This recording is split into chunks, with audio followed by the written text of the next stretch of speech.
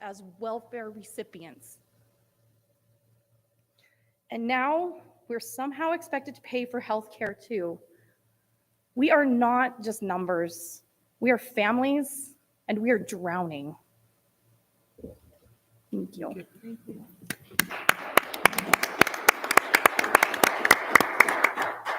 Thank you for your comments, Jennifer. Up next is J.C. Scott.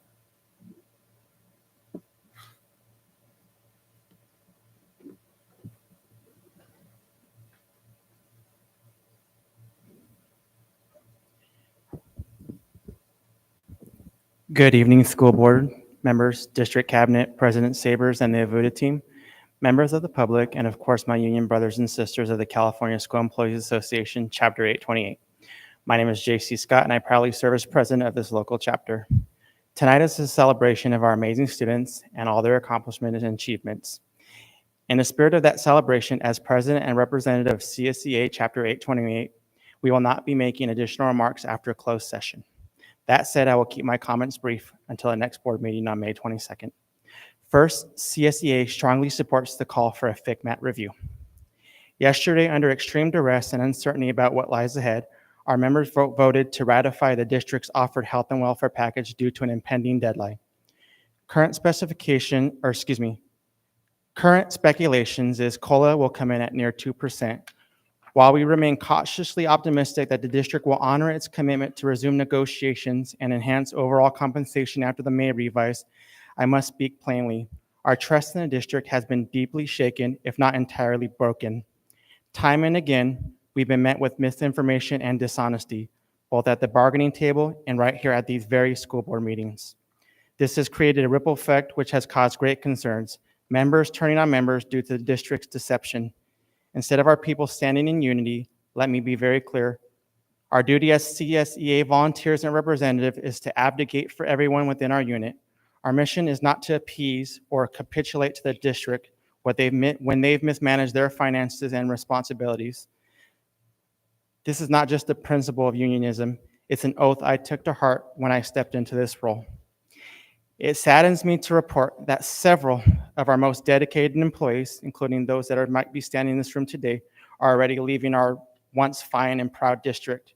And frankly, I can't help but question whether this is by design. After all, fewer staff member means fewer costs. But while valuable employees exit, higher paid and often unnecessary management positions created with temporary funds remain intact. These positions are more costly and yet cannot perform the vital work our classified staff does every single day, but I digress. Morale is no longer just low, it's below rock bottom. And many of us believe this climate is no accident. It feels like a strategic effort by management to divide us from within. Members of the school board, had you seen the faces of our classified staff today, you likely would have shared in our sadness, disappointment, and sense of defeat. Apple Valley Unified, we must do better together, because I solemnly promise I will continue being the voice of this chapter. I will continue standing up for my members at this podium, at the negotiations table, and in every corner of this district for as long as I have the honor of serving this chapter as their leader. In solidarity, JC. Thank you.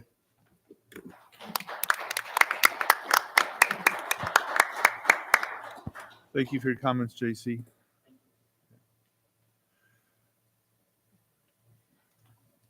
Okay. Okay. So we're going to move on to, is that it, Kylie? No more cards? Just two? Okay. And we're going to move on to closed session. And we have several items that I'm going to read here before we go into closed. And item 1 is superintendent evaluation. 2, pupil personnel expulsion cases, EXP 232425. STIP 72425 and STIP 82425. Item 3, conference and litigation, Government Code Section 54956.9, subsection A, current litigation 10 cases.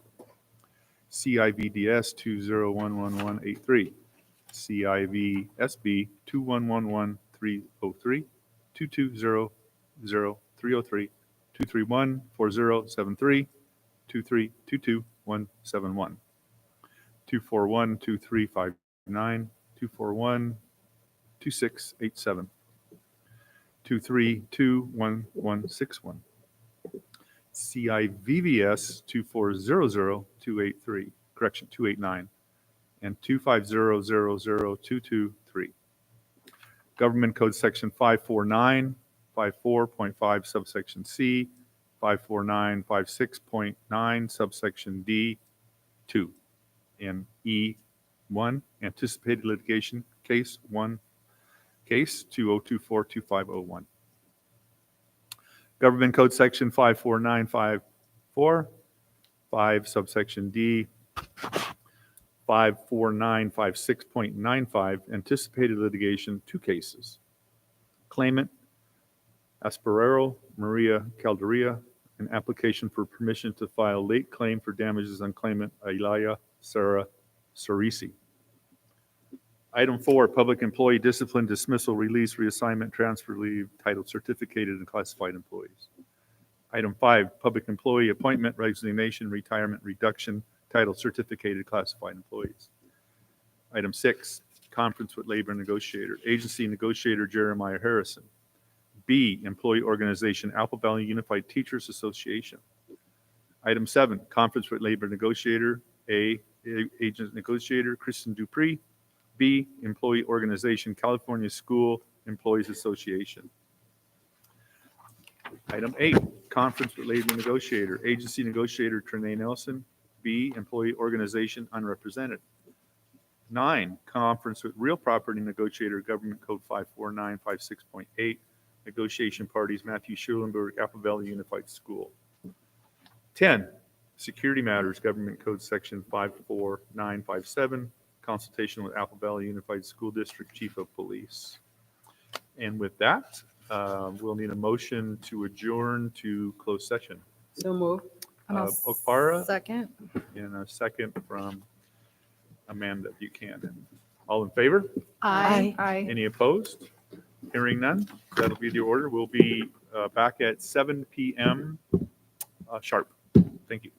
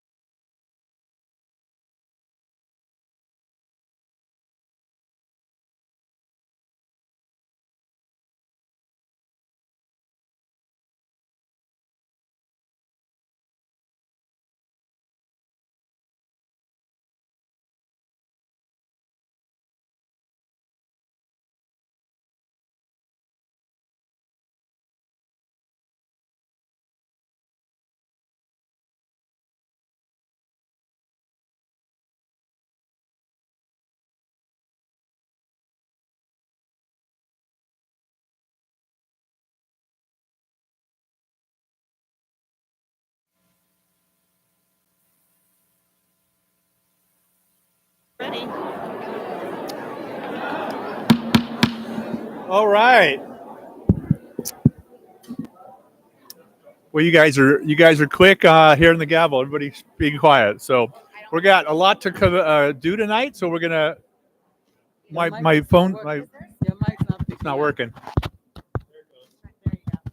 Test test test Mine is picking up. His is not. testing. Try your mic. No. Test, test. Oh, Maria can Maria's speak. works. And you want to here? I'm going to give you the Test. agenda. Test, test. Okay. Well, I'm going to talk real loud when we get this started. It's working now. So we'll call a meeting to order. We're going to do roll call. Amanda Buchanan, Here. Maria Okpara, Here. Renee Longshore, Here. Anita Tucker, Here. and I'm here as well. So if everybody could please join me in the pledge to our flag right here on the right. Thank you. Okay. I pledge allegiance to the flag of the United States of America and to the republic for which it stands, one nation, under God, indivisible, with liberty and justice for all. Thank you. Okay, reports tonight. We're going to start off with High Desert Premier Academy. And is Jasmine Bracy here? Did she make it in time? If not, we have Angelica. Is she here? You're up, Angelica. Thank you.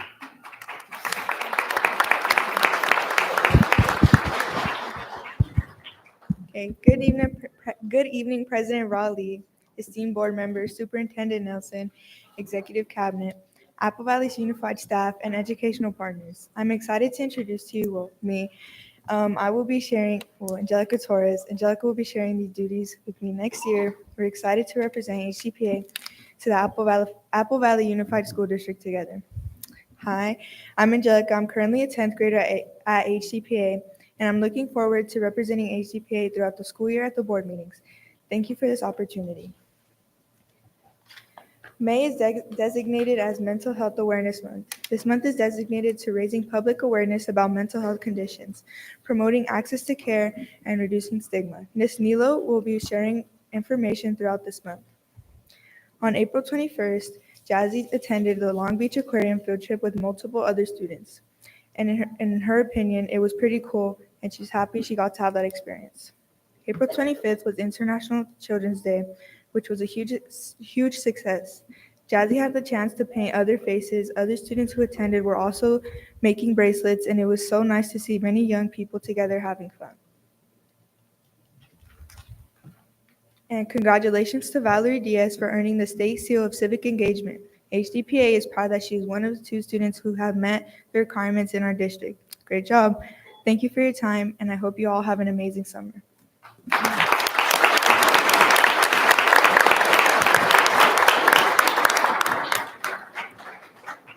Thank you, Angelica. Up next is Granite Hills. Hannah.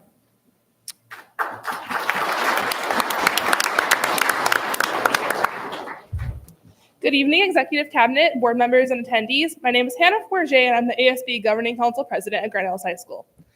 This month and last month, ASB has been working hard getting ready for the last few events of the year. In April, we held Find the Banana Day for National Banana Day, and we had hundreds of ceramic bananas all around campus, and the students had a blast. We also held a school-wide game of Rochambeau. If you don't know what that is, it's a school-wide game of rock, paper, scissors where you play your opponents for a beaded necklace. It was a lot of fun. We also have, the games were meant to promote school spirit and inclusivity, and they did just that. In April, we also held a pep rally and ASB interviews. All of the students that we interviewed were very impressive, and next year's class is going to be great. Last weekend, the senior class held our prom, and it turned out to be incredible. The food was really good, and the character artist drew some very funny pictures. The venue was beautiful, and we couldn't be more thankful to everyone who made it possible. As for this month, we are prepping for our last pep rally and senior sunset. Our theme for senior sunset is splashing into graduation.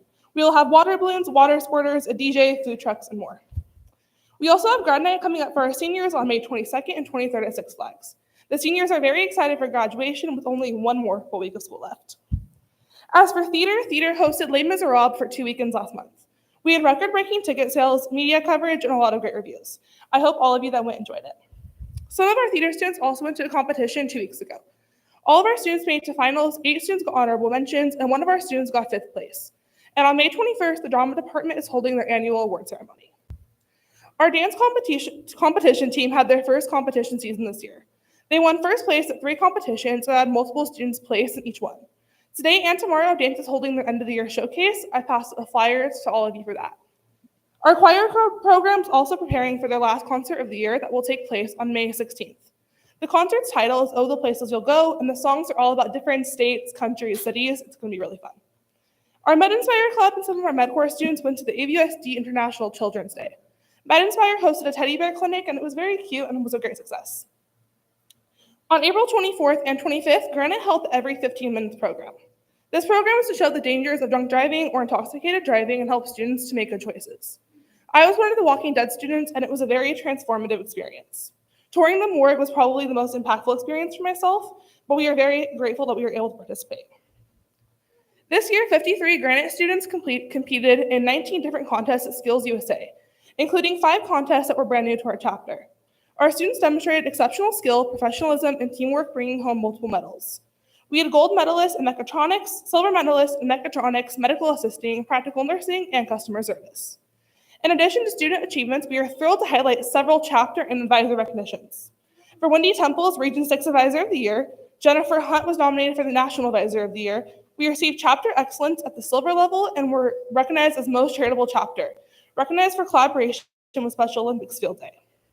We would also like to give a very special congratulations to Matthew Lurley, who was elected as a Skills USA California State Officer. This marks Granite Hill's second ever state officer, with our last elected officer being 10 years ago. A very proud milestone for our campus and community. As for athletics, golf won league and had 1 player of the year and 3 additional members on all league. They are currently ranked first in Division 7 and are competing for their first CIF title in school history. Track and field had 10 students win all league athletes. Softball is 1 win away from winning back-to-back league titles, and baseball is currently still in the run to finish 3rd in DSL. Boys tennis finished 3rd, and we had DSL Player of the Year. Swim finished in 3rd, and stunt cheer competed for the first time and finished in 4th place. As for Citrus Belt Area Athletic Directors Association, they awarded Miley Shepard and Nate Rodriguez as Athletes of the Year. We are extremely proud.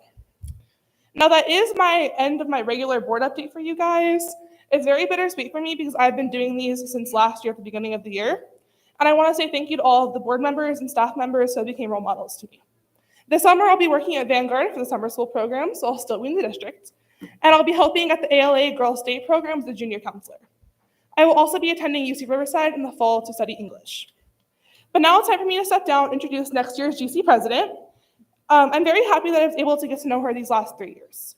She's extremely smart, and I can promise you she will make you laugh at every meeting. Promise you that. I'm very proud and excited to see what she will do. I would like to welcome up Jillian Rodriguez.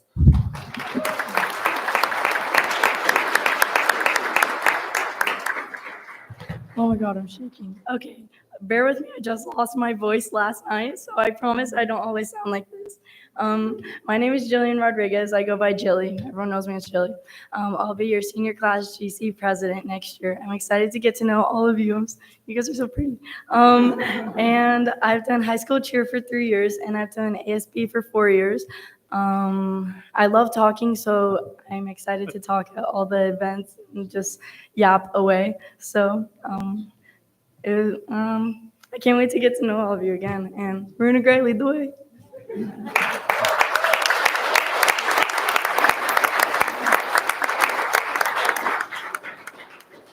We look forward to your reports next year. Apple Valley High, Eden.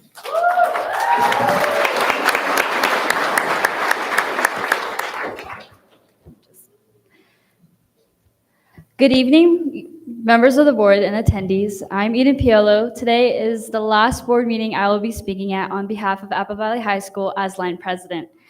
Being a representative comes with a lot of responsibilities, but the memories, the people, the friendships, and the skills in this role are irreplaceable and will stick with me.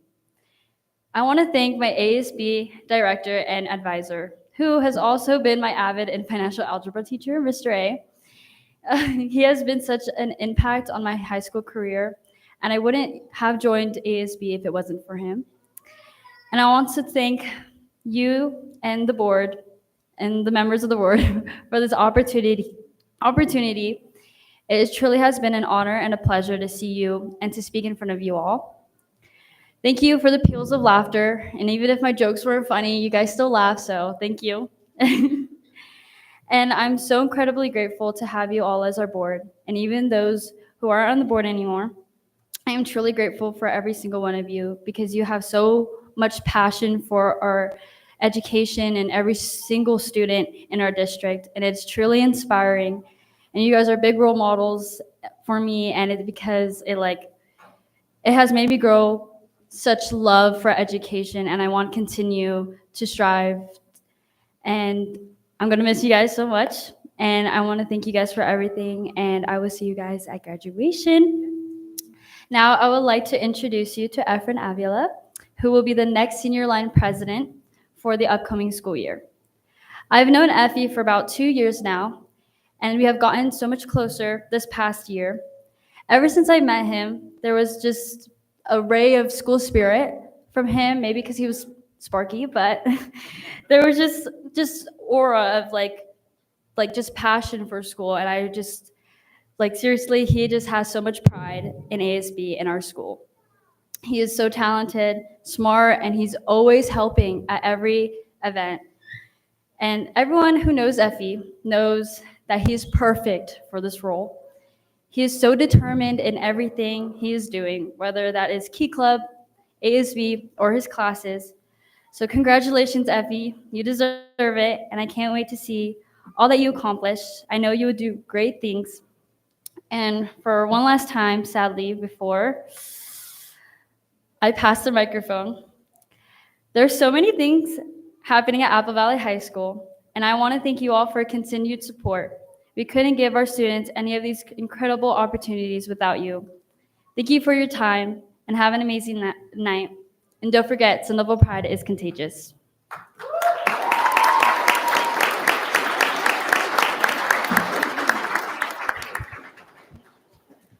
Hello and good evening, Superintendent Nelson, President Raleigh, members of the board, and attendees.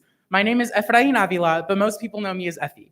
I am Apple Valley High School's junior class president, and I'm so grateful and honored to say that I will be the ASB line president this upcoming school year. I'd like to begin by thanking some special people. Eden, our wonderful ASB leader from this past year.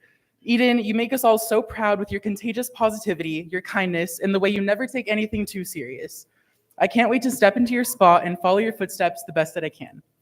I'd also like to express my gratitude to our outstanding ASB director, Mr. Arciniega.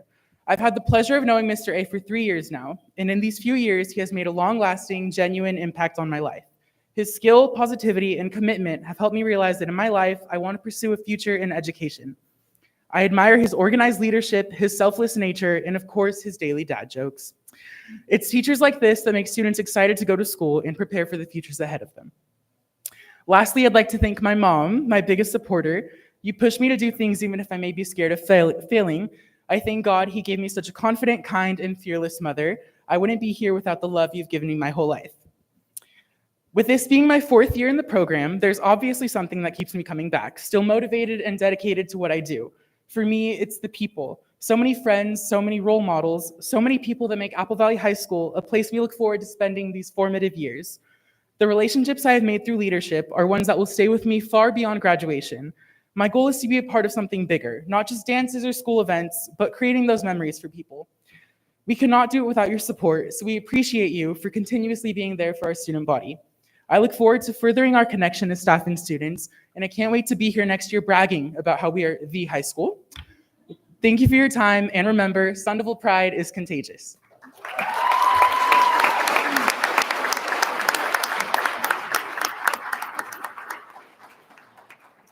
I see that Jasmine Bracy showed up. Yeah, you want to get up to the podium and say goodbye? We want to make sure you get your time. Okay, well, I don't really know what to say, but thank you guys for having me come speak at the board meetings, and I really appreciate you guys for listening and having me here and having this opportunity. And I hope to see you guys next year before I graduate at least, and I would be excited to, I'm so sorry, to speak more with you guys. And yeah, I hope you guys have a good summer, you know?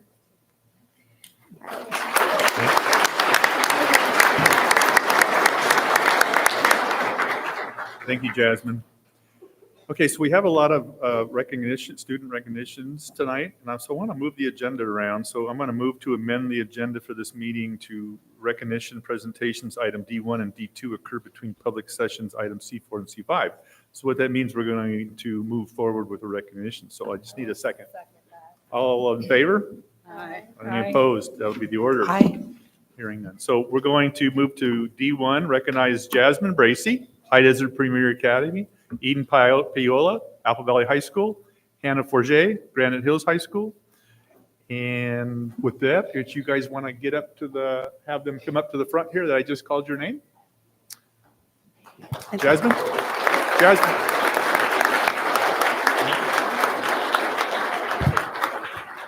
I know the board will be standing for a few minutes, so if you want to stand or wait until I'm done presenting about them, it's your decision, but we would like you to come and at least We'll come up right now. Okay.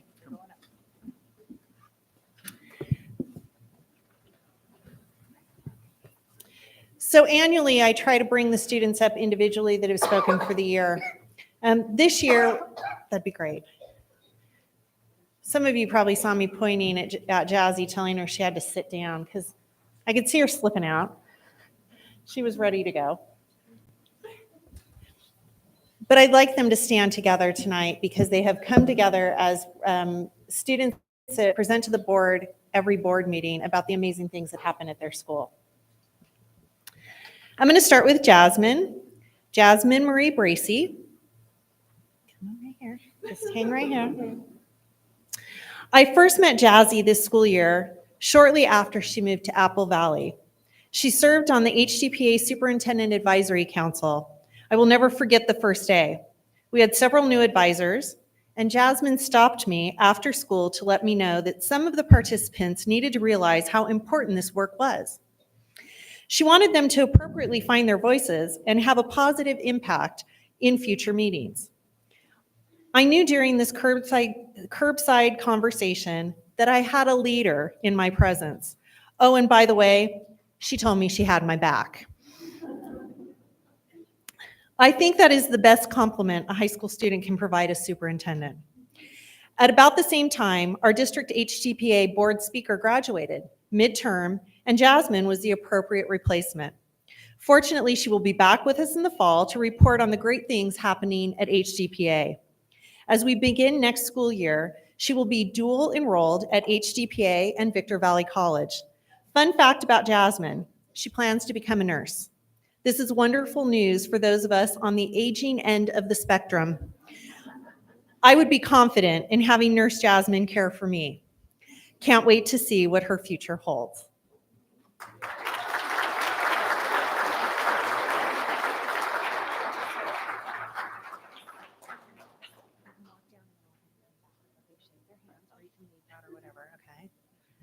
While she's shaking their hands, I'm going to move on, and I've asked Jasmine to come back and hang here for a few minutes too.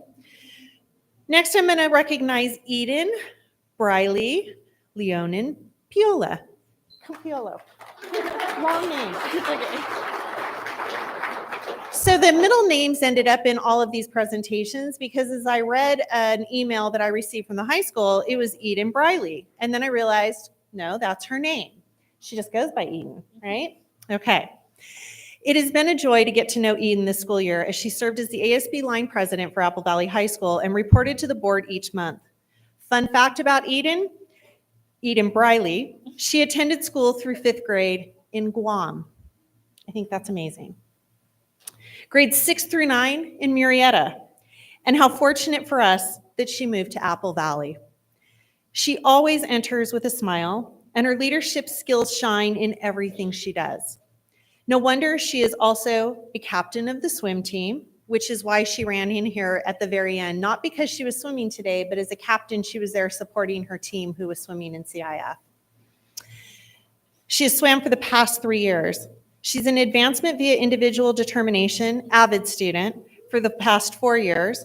Her organizational skills were apparent during her presentations regarding Apple Valley High School. She also served as the president of AVID this year and participated in the Letters of the Love Club, where students write letters to terminally ill children in support of a nonprofit who then distributes the letters.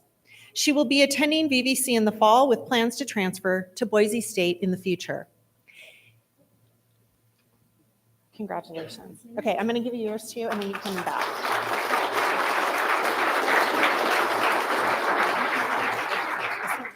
Come on back.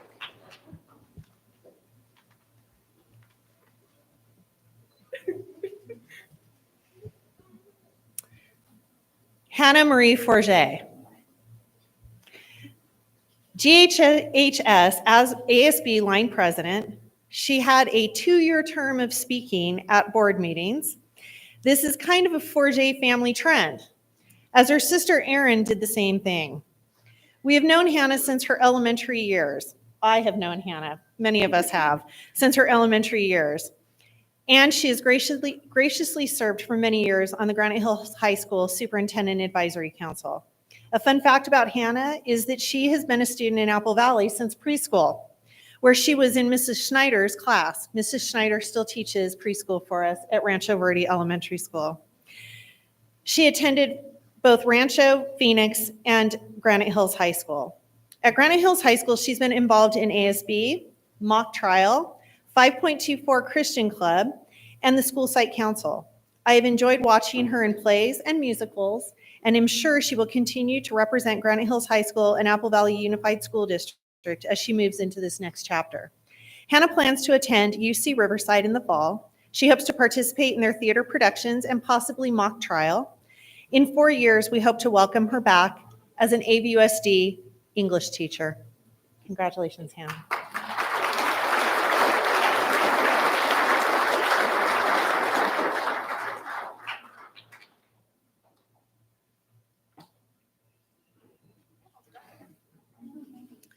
Each of these amazing young women represent Apple Valley Unified School District values of dignity, community, authenticity, and service.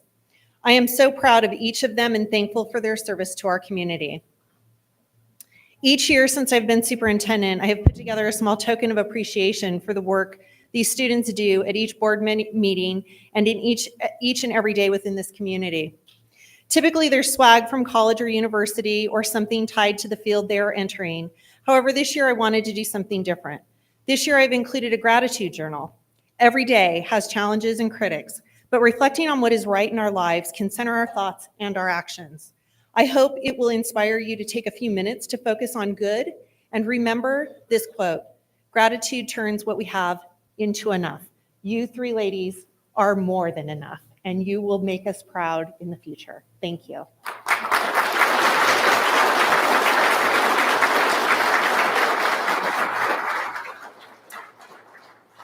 And I'm already so excited about next year. Well, Angelica is new to me. I have a very long-term knowledge about Jilly, and Effie. So Angelica, I got to get to know you as well as I know these two, but looking forward to it. Welcome. I'm going to turn this over to Mr. Schlosser. I think, are you? Okay. Yep. Here we go. Yep. We have a plan, but apparently I'm going to be constrained by this. It's hard for me. This is such an exciting topic, and I kind of want to jump around, but I'll be stuck right here.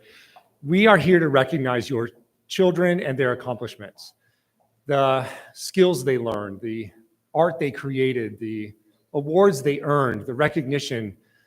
Your students and their accomplishments are the things that when people say, what do you do for a living? And we talk about working in schools. It's your students' accomplishments that we brag about. It's the kind of things that just make us so proud to be part of Apple Valley. And I know the room is full. Thank you for accommodating this. It's just really hard to shorten the list, as you can imagine. There's so much good to celebrate. So the way this will go is that we'll call the students' names by category, and we'll kind of call you up. You'll come up and get a certificate from Mr. Conrad. If I could ask Mr. Goodrow and Mr. Powell to join me, they can assist us with getting the certificates to the right students. And if you'll make your way down and get a chance to be congratulated by our board, and then Mr. Schulenberg will guide you down to a spot where there'll be a quick option for a photograph. It's all very smooth, I promise. but we're going to really shake this room up. And so make room for your neighbors, get comfortable and cozy. We're all here to celebrate the excellence of all that you did. And I'll just say briefly, parents and grandparents and guardians, those of you who drove them to the practices and got them to school and made all those things happen, boy, do we appreciate that work. We know it doesn't happen without you. And thank you for being here tonight after dinner for a late event. It's one of the first of many through this season of May, I know, but boy, are we excited to celebrate with you. And so we'll start out with the Skills USA gold medalists. You heard mention of that before, yes.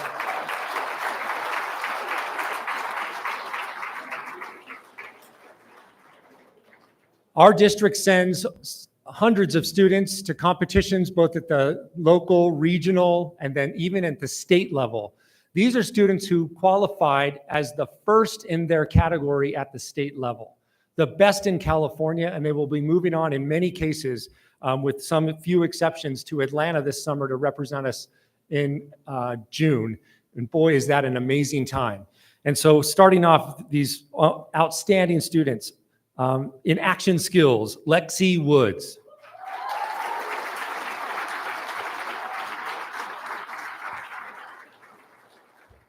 Basic healthcare skills, Destiny Signey.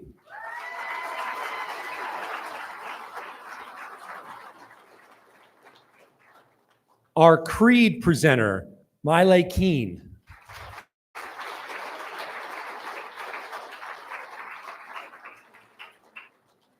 A special one to me, CNC two-axis turning programmer, Lewis Braxton.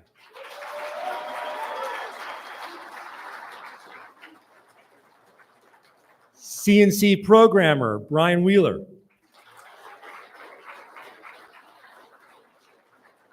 Early childhood education, Amelia Green.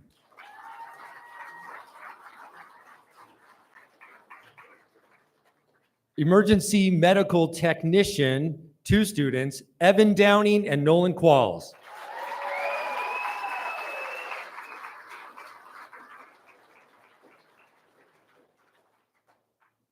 Graphic communications, Sky Bex.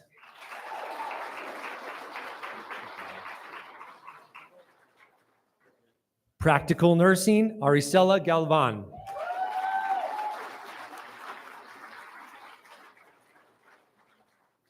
Job skill demonstration, open category, Nico Day.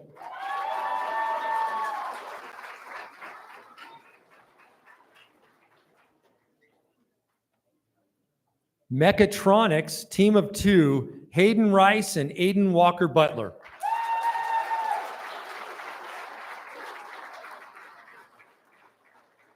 Nurse assisting, Abby Hamilton.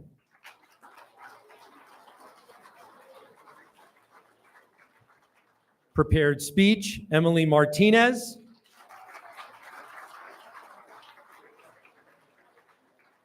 Screen printing technology, Macy Gibson.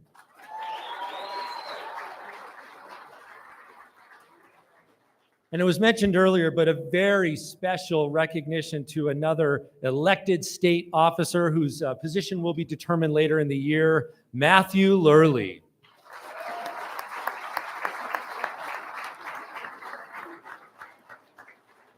You'll know Matthew by the red Skills USA jacket that will adorn him for the next year. Congratulations.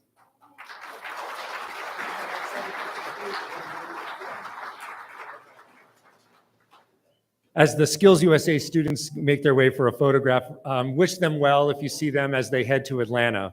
We're so proud. The next category is the State Seal of Civic Engagement.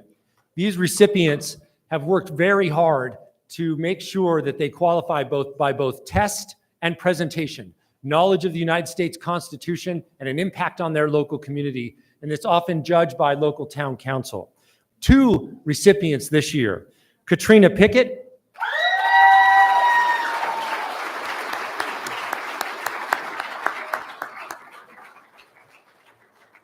and Valerie Diaz.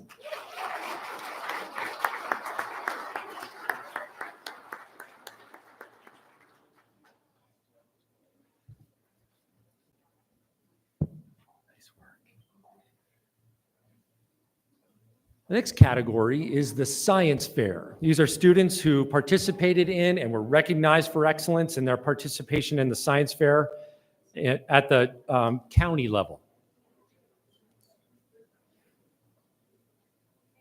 From Vanguard, 5th grade, Jade Alonso.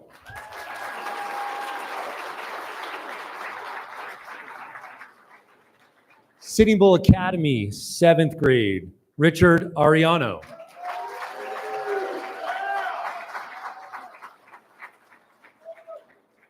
Vanguard 5th grade, Benjamin Contreras.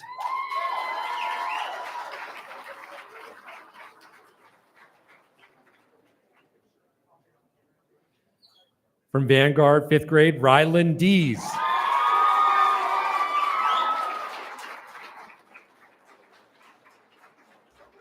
Sitting Bull Academy 7th, Nico Downing.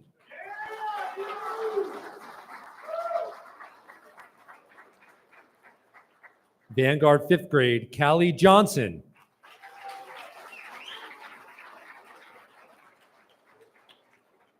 Vanguard 7th grade, Sophia Lavalli.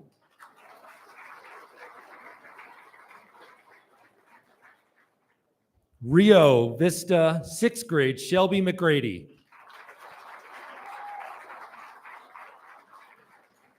Sitting Bull 7th grade, Luke Navarro.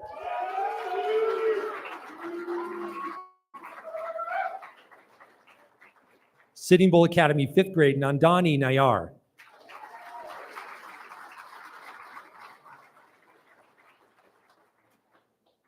Rancho Verde 6th grade, Alcanza Riadi.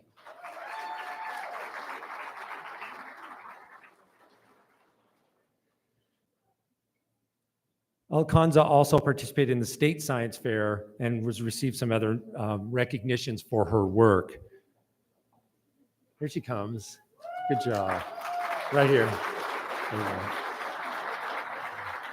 Phoenix Academy 8th, Milana Serrano.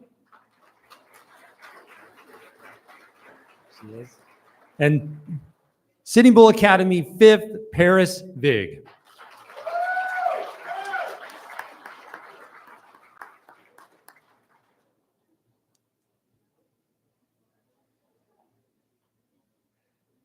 As our science fair students make their way to get a photograph, we'll move on to our next category, which is our scholarships. These are high school students who have earned notable scholarships that were reported to us. We know that the senior awards event will have scholarships listed that are not on this list. There are going to be quite a few more. These are some scholarships that are either connected to the district or reported to us as special. Our local Rotary holds a contest, a four-way speech contest. Winner of the scholarship this year from Granny Hills High School, Anne Marie Bell.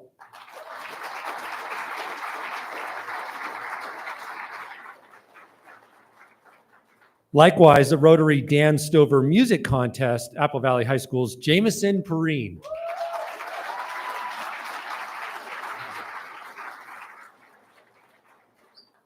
The following RIMS Avid scholarships were given to students across both high schools and at the comprehensive level. Alyssa Bright,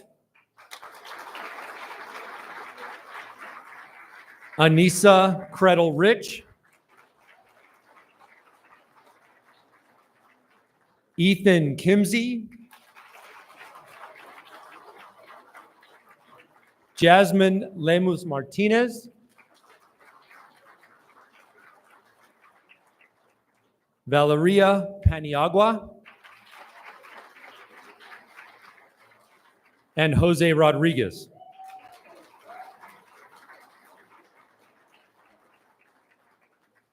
The Futurist Foundation Scholarship, 2 students, Fabian Carroll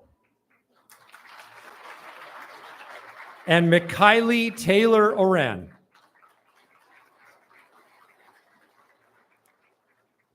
And this year we had 3 winners of the very prestigious Oro Grande Scholarship from a local organization that's dedicated to improving students' lives and providing them access to college.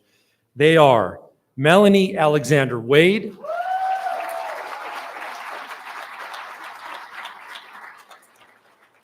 Fausto Gonzalez,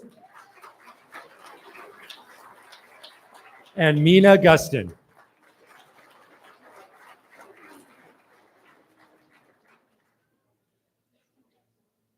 Demonstrating excellence and noted by all staff at their schools, the following students are the English Language Learners Students of the Year, showing great progress, dedication, and just overall excellence. They are from Apple Valley High School, Nancy Herrera Hernandez.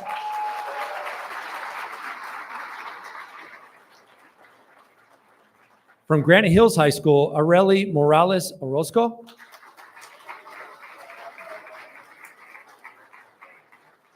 And from High Desert Premier Academy, Liliana Smith.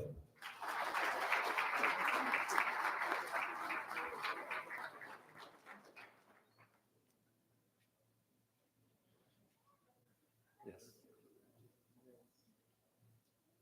And there's Liliana. Great job. The next category is our lead explainers. Apple Valley Unified School District operates the Apple Valley Center for Innovation. It's an important place where many of you probably had a STEM night that you got to participate in when you were in elementary school, or you are participants there in some other way. We have 2 staff members who work to create those events, but they also employ an awful lot of students to make that happen. These students have become leaders in that process, and they act as docents. So when families come to have an experience, they explain the science to them. They help them find their way, and they just kind of open up the wonder of learning. It's a really wonderful leadership experience, and it's important to their growth. Recognized for their leadership and their work as lead explainers, we have Alyssa Bright,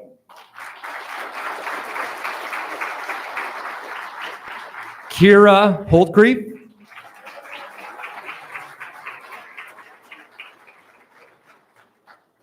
Angel Peralta,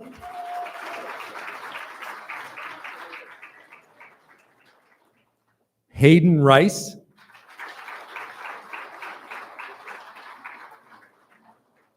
Belen Silva Becerra,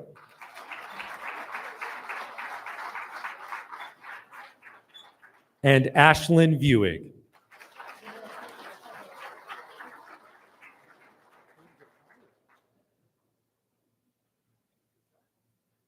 One of the most intimidating things to do in the age of spell check is to participate in a spelling bee. It's not easy to do. It causes great angst for most adults. These students stepped up and did an amazing job, winning at our district level and then going on, in some cases, qualifying for county, in some cases actually going to county and placing. They are Mary Karchowski, Sitting Bull Academy.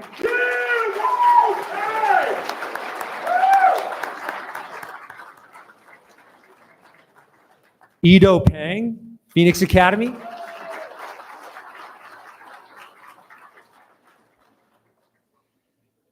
And from Sandia, who went on and actually placed 7th at the county, Daniel Quiros.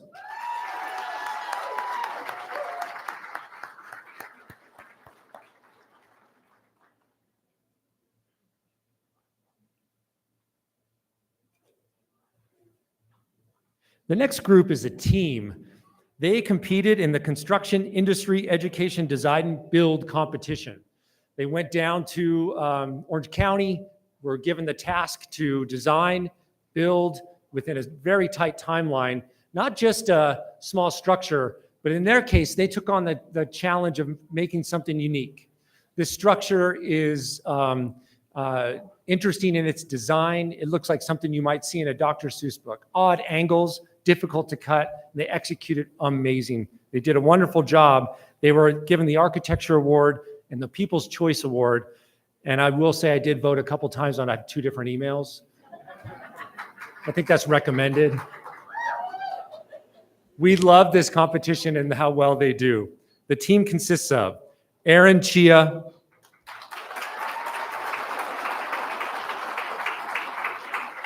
Adrian Cueva, Nicholas Haynes, Joshua Kreitz, Gabriel Montoya, Omar Morales, Alexis Novoa, Mackenzie Owings, Cody Pratt, Soren Winkhart, and Mason Zillner.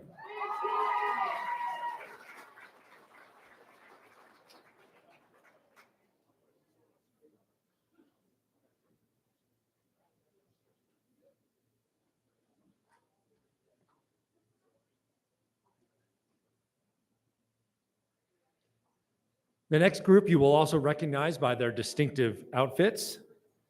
The Future Farmers of America, the 24-25 outstanding students. For Reserve Supreme Champion Market Beef and Reserve Supreme Market Beef Carcass from last year's fair, Leilani Casino.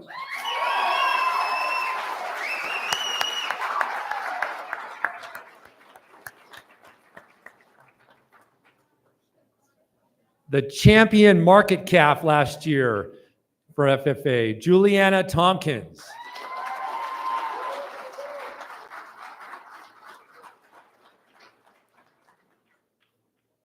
First place in hog showmanship, which they made us try, and it's really hard. First place last year, Sadie Winkhart.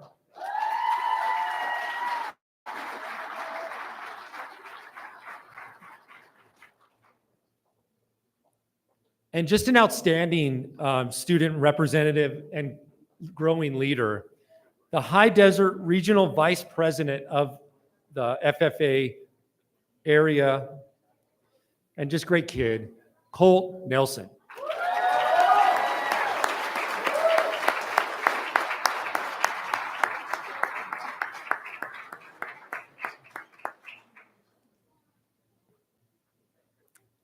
Another team whose members also completed some unique individual awards is the Mountain Desert Career Pathways Welding Competition team from Apple Valley High School.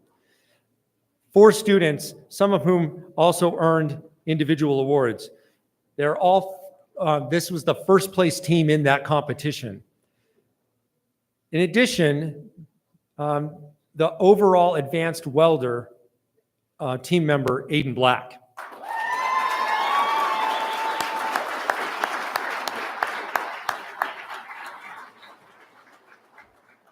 Team member, Drake Carlson.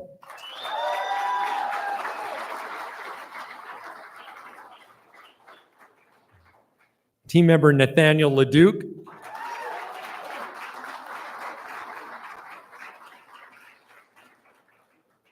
And team member, also second overall advanced welding award, Gage Proctor.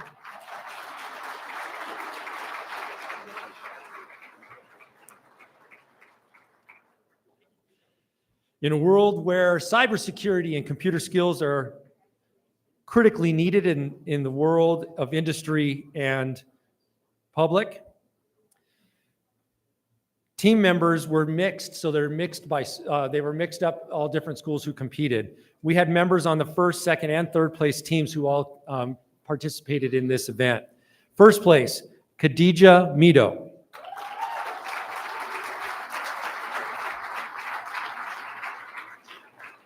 First place, Hayden Rice.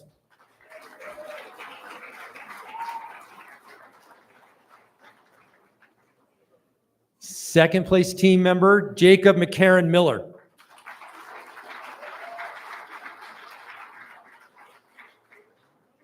Second place, Kevin Strobel. And third place, Cadence Lopez de Arriaga.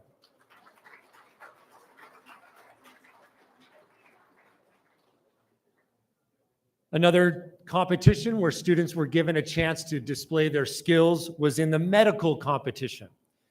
These students placed first in the medical competition for the Mountain Desert Career Pathway. Peyton Coville Castaneda,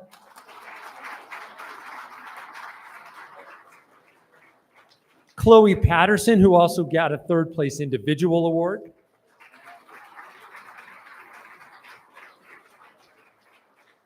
Madison Irvin, and Kaylee Wright.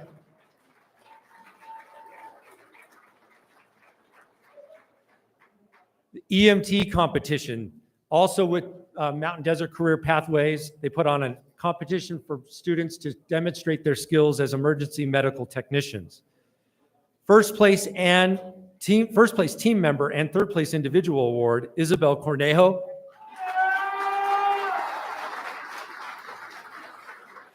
Orlando Perez. Team member and second place individual award, Nolan Qualls.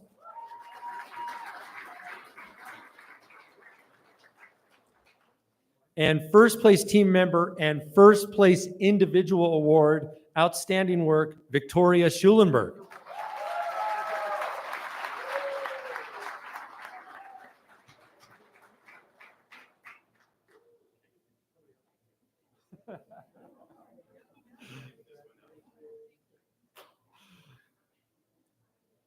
So glad to have our first automotive competition winner this year. First place for the MDCP automotive competition, Robert Sanchez.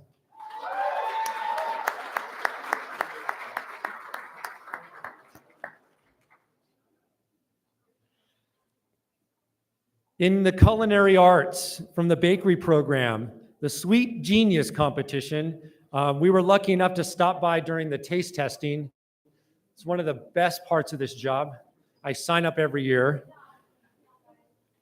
Third place overall, the team of Sofia Hernandez, Katrina Pickett, Liliana Nunez, and Valeria Reyes.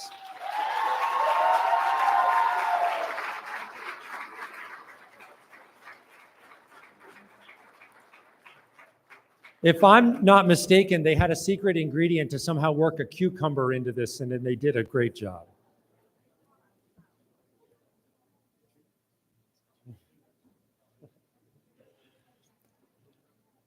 Likewise, on the culinary side, we have a local chopped competition.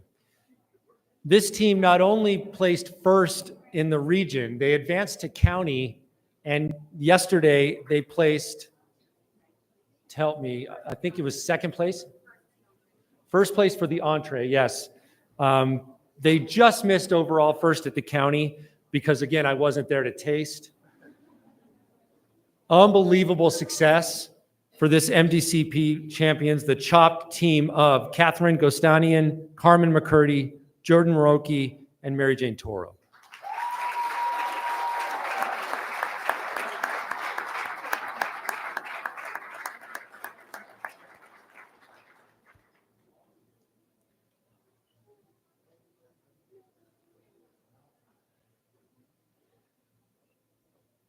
The other part of these competitions is that every time there's a competition where students are demonstrating skills, we also send students to videotape the process. Those students then, as they take video, are asked to edit that film in our programs that are designed for that work. And so in those graphic arts classes, they take this video footage and make a short movie about what they captured, the film they captured. Competitive capture contest second place winner this year, team of Brendan Ayton, Kevin Strobel, Luis Garcia Macias, Fausto Gonzalez, and Noah McDowell.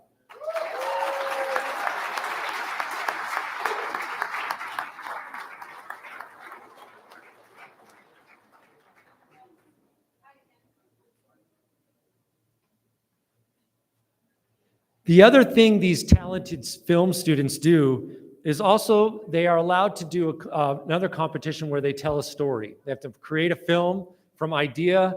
They have to make sure there's costumes, actors, and the entire process of storytelling to make a short film. Instead of a documentary of a contest, this film is completely created by the students. This group won the Best Storytelling Award at our local film festival. They are Boris Aragon Naharo, Jaden Diaz, Shiloh Diaz, Isaac Hermosillo, Nicholas Hutchinson, and Andrew Mogavero.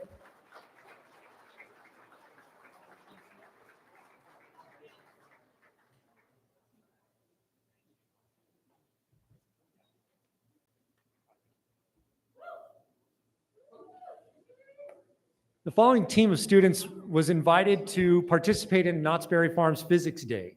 They built an entire animatronic bird that told kind of a story. It's something that you might see in a museum. It was incredibly impressive, the whole process. And from what I've heard, I think they're trying to be hired at the moment. These students won first place in that competition. They are Michael Poindexter and Belen Silva Becerra.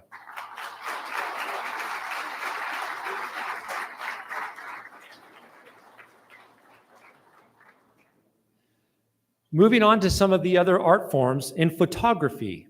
And as you can see around the room, the arts programs at the school, both in the after-school setting and in other formats, is really growing. An awful lot of students being able to participate in that work. From Apple Valley High School, Brendan Ayton.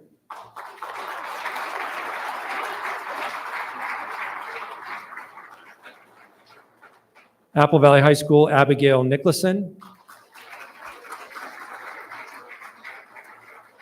And Granite Hills High School, Sarah Salas.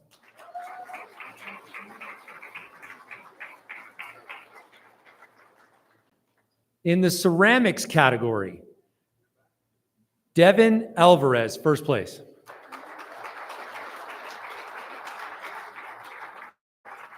Yasmin Midu, third place.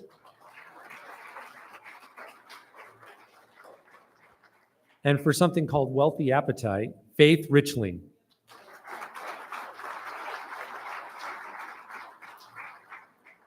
Mixed media category, Jessica Carnes.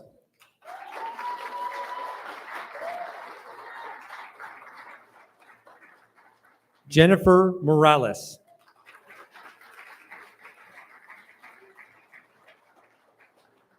And Valerie Morales.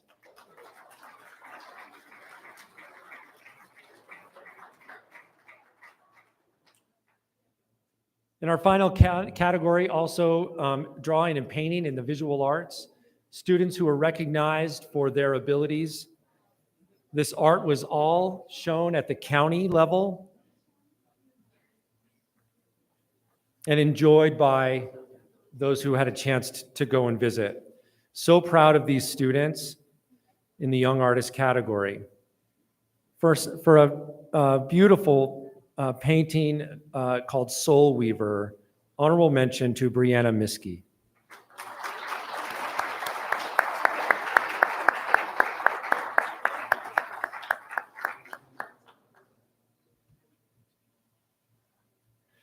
A self-portrait, Allie Jackman.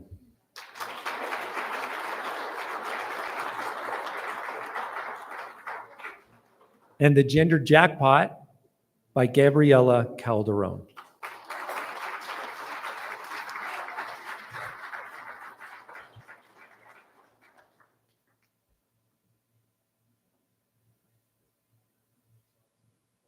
Thank you to the staff who occupy and motivate and make these programs happen with your motivation, enthusiasm, and passion, for parents, and of course to the students for all the work we're celebrating. You make us very proud to be part of your lives. And thank you to the board who makes this happen and stands there shaking all these hands and celebrating with us. Please, everyone, a round of applause.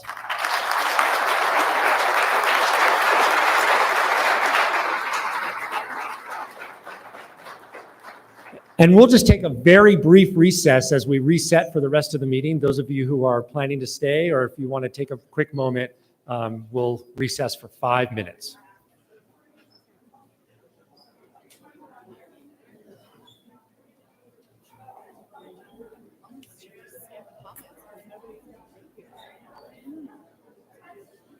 Hi.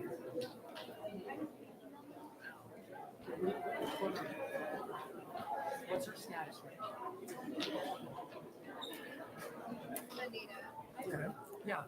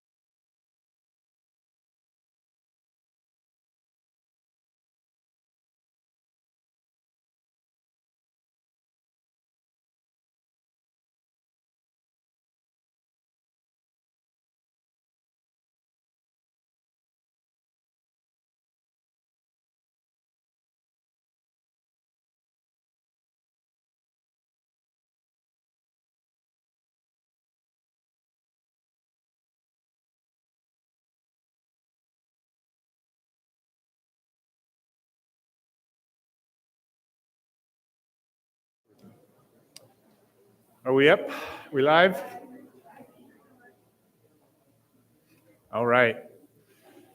Well, we got a few people left, so we'll move right along here, and we'll move on to board member comments, or at least do I need to go back and do what we missed? Let me see. No. Okay, board member comments. Anita Tucker.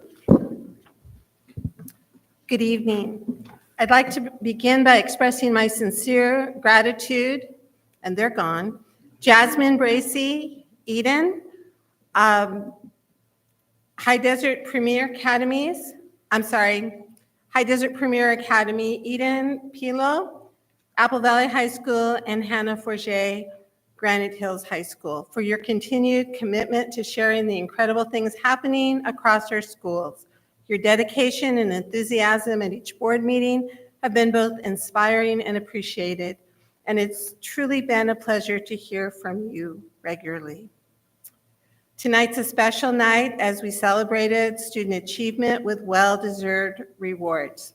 And for those of you who stayed, I'm really excited to join in recognizing your hard work and success, and your efforts do not go unnoticed as you make our district shine.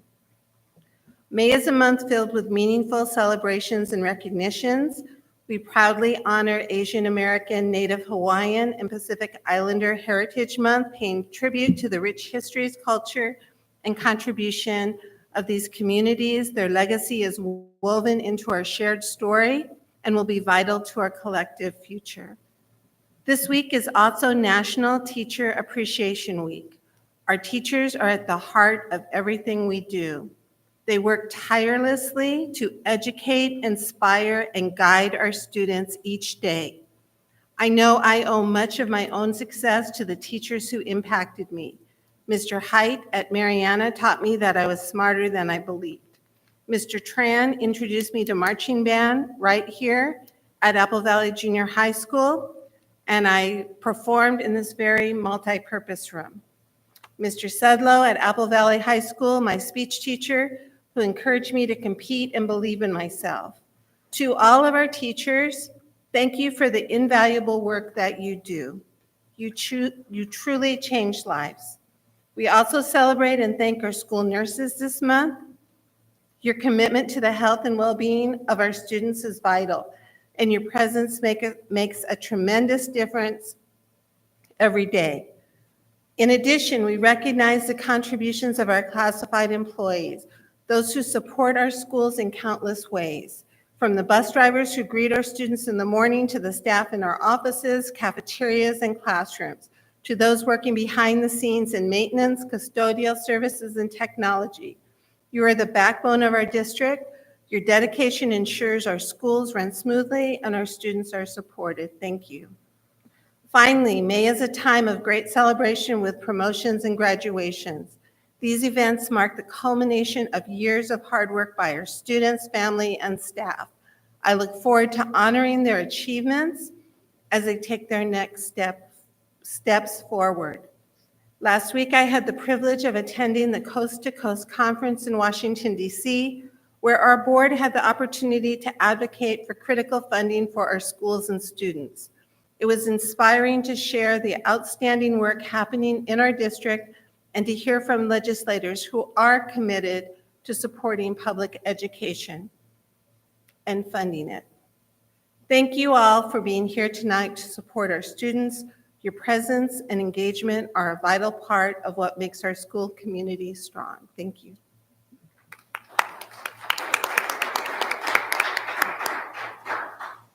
Thank you, Anita. Renee Longshore? Yes, good evening. You all feel so far away. It was wonderful seeing so many of you at the Health and Wellness Fair at Apple Valley High School and our 4th Annual International Children's Day at the district office. No, I did not climb in the Black Hawk, but enjoyed visiting the booth sponsored by our community partners and schools. Thank you to everyone who had a hand in putting those wonderful events together for our families and staff.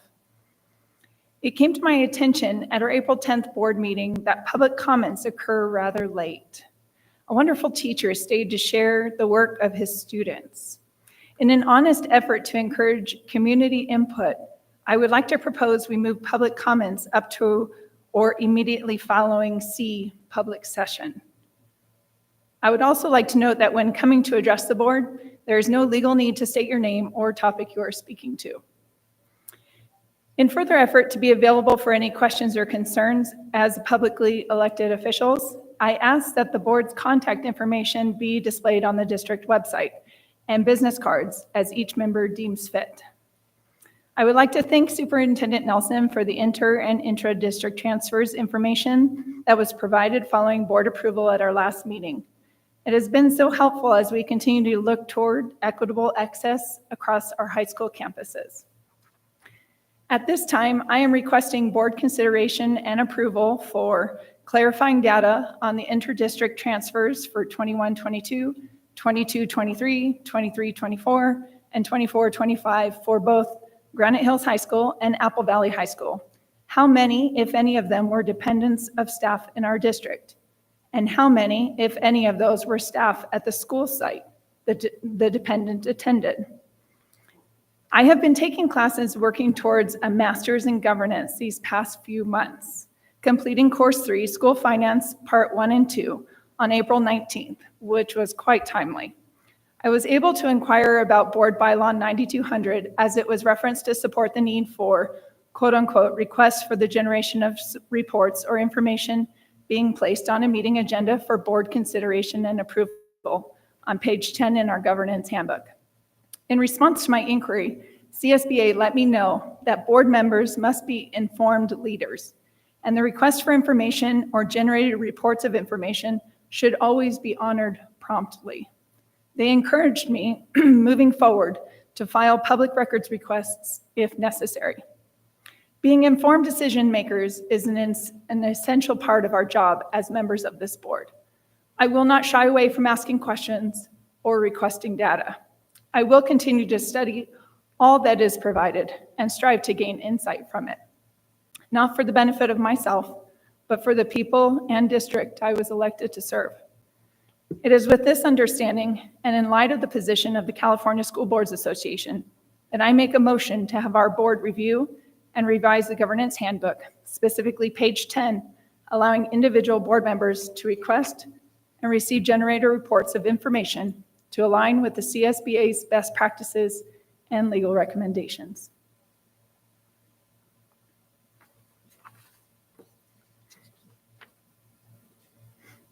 Is there anything else, Renee? That is it. Okay, thank you. Thank you for your comments. Maria Wakpara. Well, mine is going to be brief, but it's going to have to do with what I've seen around the district. First, we went to coast, and I have to say thank you to the people who've supported us along the way to go to coast to advocate on behalf of our students. Just so you know, when the federal government mandated IDEA 50 years ago, they said they will fund special education at 40%. And as we speak, they are funding it at 9%. But they keep adding classifications and they keep adding the expectations, and the schools are struggling to be able to provide the services that are needed to service those children who are at the greatest risk. And so that was one of the reasons we went back out there to talk to lawmakers so that they can see our faces and know that the problem is still there and that we are not backing away. My suggestion is that perhaps next time that we go, we take parents, because the lawmakers are used to seeing us, the board members, and they're used to seeing the administrators, but they're not used to seeing the parents who own those children.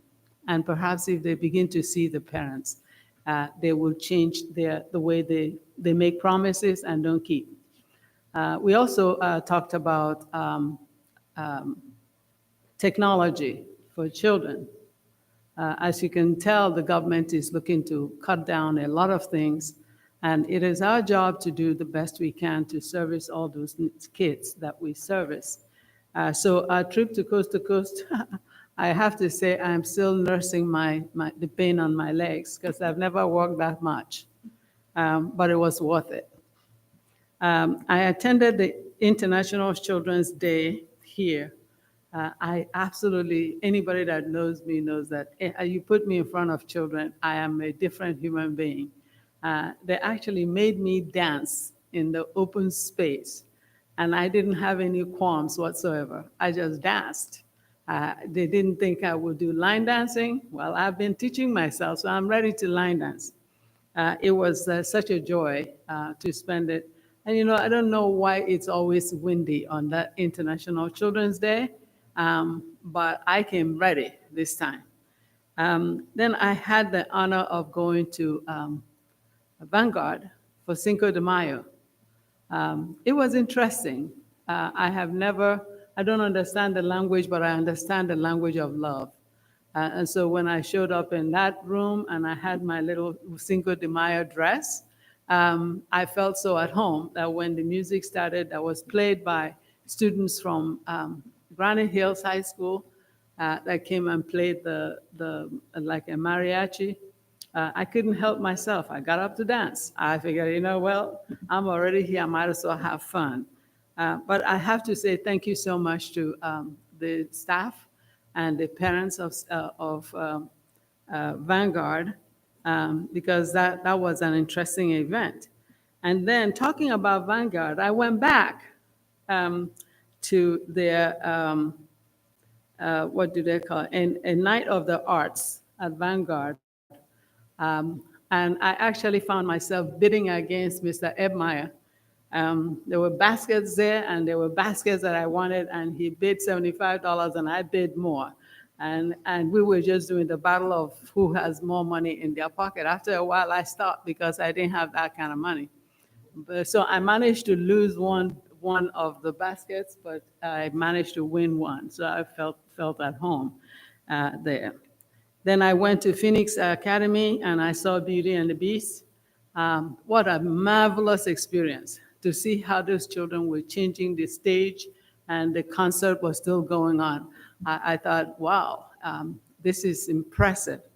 Had the opportunity to go to San Bernardino County at the California Theater of the Performing Arts to see our students from Sitting Bull Academy, Granite Hills High School. I think there were the two schools that performed, and to see how they stacked up with students all over the county. And it was an impressive experience to see these kids actually performing the best that they have to offer. And then to cap it up, I went to Mariana yesterday for the picnic.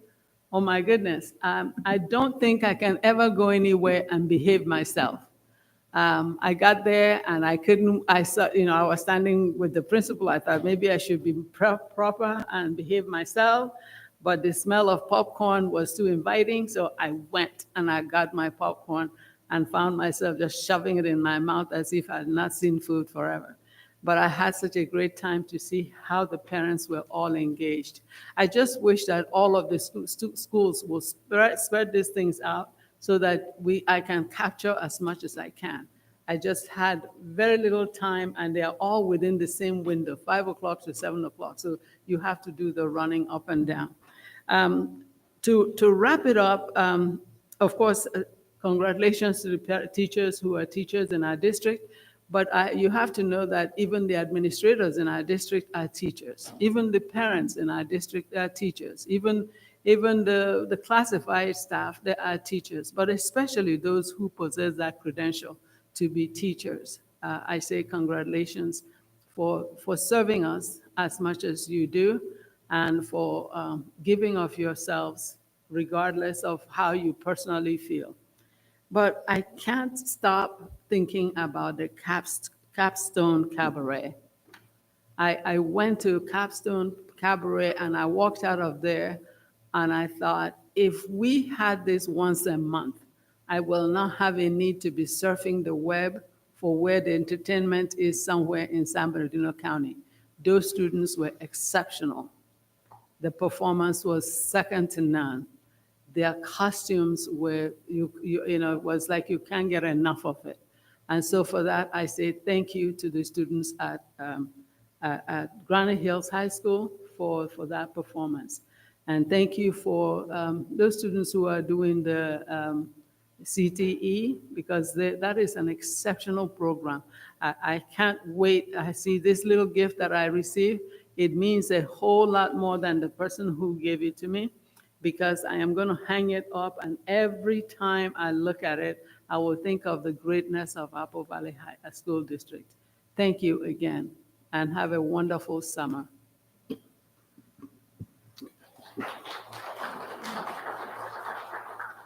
Thank you, Maria. Amanda?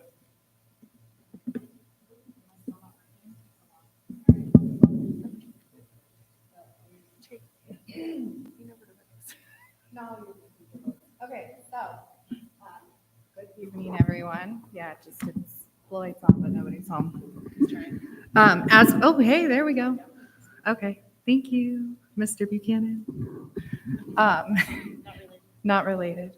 As we approach the end of the school year, I wanted to take a moment to thank all of the students who I know already left, but just especially the ones that have come and spoken to us throughout the year. Their voices, their stories, and their pride in their schools have truly enriched our meetings. I also wanted to congratulate the students being honored tonight. Your hard work has earned you this recognition, and we are so proud of you. And to the students who may not be in the spotlight tonight but are quietly celebrating the end of another chapter in their educational journey, please know that we see you and we are proud of you too. I had the opportunity to attend many events over the last month recently that have already been mentioned, so I'm going to just let that go. But I do want to thank President Raleigh for asking me to attend the multilingual recognition event in his place. So it was a beautiful celebration of the rich diversity and determination of our staff to see our students and their families succeed. I'm also going to embarrass you and say, I would also like to offer a heartfelt congratulations to Superintendent Nelson for being selected as the countywide award recipient at the event. It was a really incredible and well-deserved honor. And now the only person to have received this award twice. So, congratulations. I know she hates this, I'm sorry. I told Mr. Schlosser to take a picture and send it to Zoe so we could get it up, but. So this week is Teacher Appreciation Week, and I want to say thank you to all of our amazing teachers. There's a saying that a teacher affects eternity. They can never tell where their influence stops. And your impact goes far beyond the classroom, and we are so grateful for all that you do. And I am going to go a little off what I wrote because I was inspired by Anita. When I was in 9th grade, I took honors English. Mr. Mueller, loved him. Like most teen girls, I didn't have a great relationship with my dad. Like, we always butted heads. I'm a Taurus. This is my season. So he was just kind of like that mentor at school. And I went off to college. Well, so later in high school, he convinced me, because I had my co-curricular letter and my academic letter, that I should join the track team. And I know you're all thinking like, yeah, she looks like a runner. But no, I threw the discus and I went to CIF, so I got my letter. But, he just really believed in me, like, all around. And when I was in college, my younger sister had him as a teacher, or had him like the year before, and he unexpectedly passed away over Christmas break. And I just remember reading through the newspaper at the time, like all the different stories people had sent in, and that's what it's all about.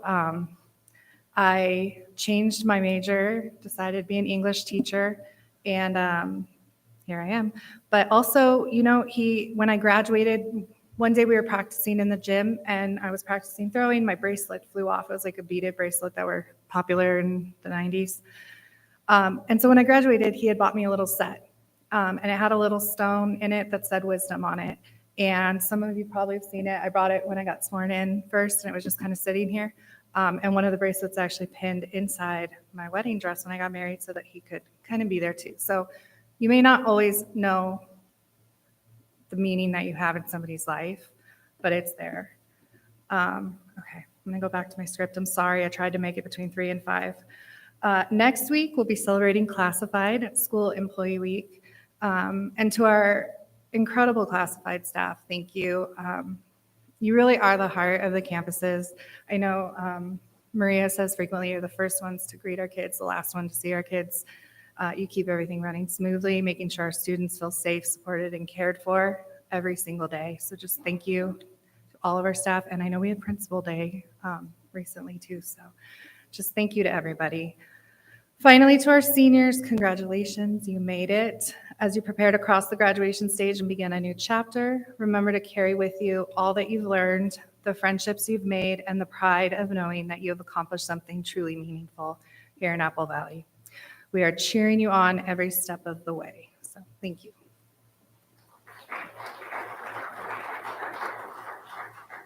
Thank you, Amanda. I think everything's been said tonight, so I'm going to pass on comments, and I'll pass over to Tanae for superintendent comments. I concur with all of the events that involved our students in plays. I went to Les Mis after the last board meeting because I had not been yet. It was phenomenal. Beauty and the Beast at Phoenix Academy was something else. I told Cherie Gleason the next night that, boy, she's got a couple kids coming her way that are singers. Gaston and Mrs. Potter are ready to be part of the Great Academy, and I think they still have a little bit of time at Phoenix Academy, so they'll develop quite a bit. I've been able, right after the last board meeting, we had It's a Gas to Go to Class. It would be remiss of me not to say what a wonderful relationship that is of Victorville Motors to continue to support attendance throughout the valley by giving cars away and a ton of prizes. Of course, the first ticket that was pulled was an Apple Valley student.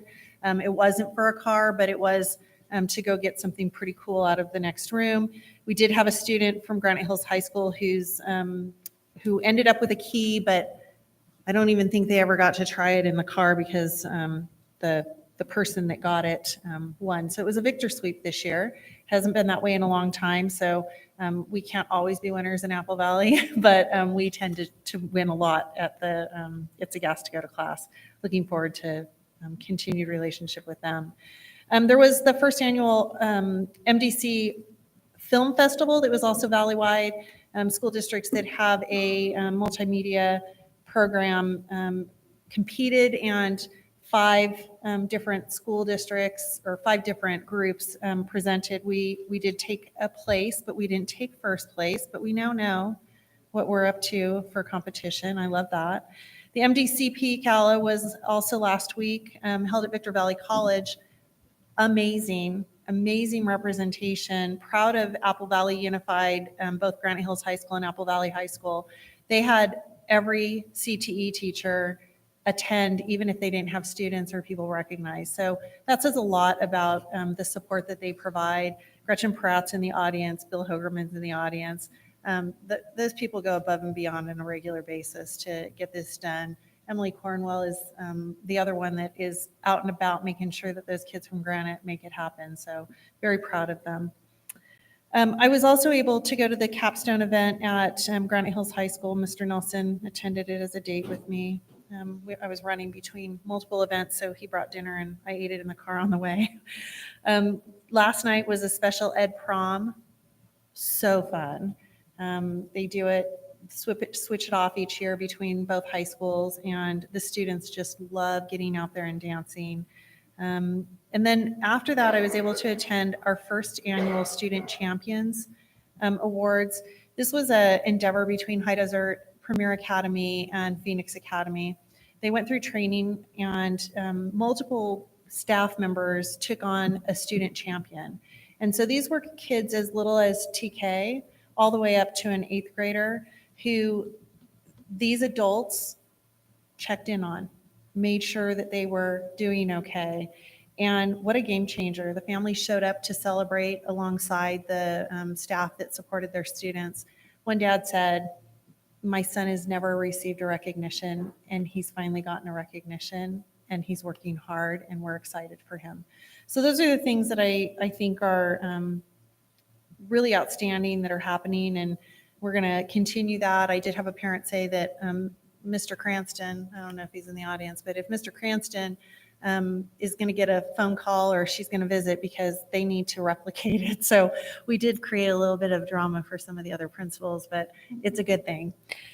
The next week is the ice cream social. We're excited to celebrate staff certificated teacher week this week. And as I've been out doing longevity awards, I have reminded everybody that the thing that exactly what you said, Mrs. Buchanan, is people don't know their impact. They don't know their impact for years. There are kids that will tell teachers how important they are to their face, and they will create a relationship. And I'm looking at all of you that are sitting here as teachers on both sides. But they don't always tell you, and you don't know it until far into the future. And somebody walks up to you, and those are the times. And it's whether you're a teacher or a principal or a classified staff member, people in education matter to kids, and it's what makes them continue to thrive and survive. And we love that. So real appreciative of all that everybody does for the kids in this district. Thank you. Mr. President, can I add one more thing? Excuse me? Can I add one more thing? Okay, go ahead, Maria. Please. I didn't want to miss it because when we went to Washington, D.C., the person who took us on the tour of the Capitol, when we went to the Capitol from the invitation that Representative Obenolti had extended to us after we were done with our event, the young lady that gave us a tour around the Capitol found out we were from Apple Valley. And it turned out she was a student at Apple Valley High School. And that blew our minds because obviously we started asking, who was your math teacher? Who was your principal? What year did you graduate? Who else do you remember?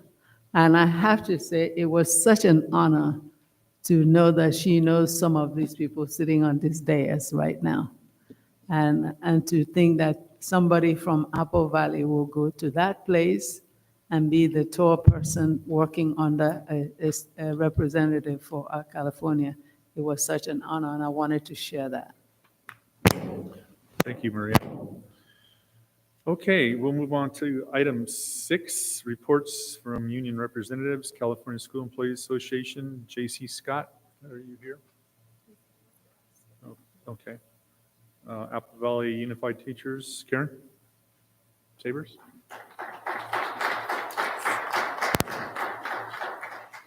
First of all, I want to say I have video of the dancing. If anybody wants to see her dancing, I have video. Karen, you might want to go Is closer it- to the mic. It's not coming through real good. Can you hear me now? No, Is it on? it's green. Yeah, we've been having issues tonight a little bit with it.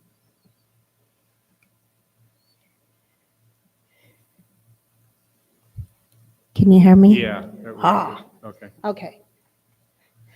Good evening, Superintendent Nelson, board members, cabinet, CSEA President JC at home, and members of the audience.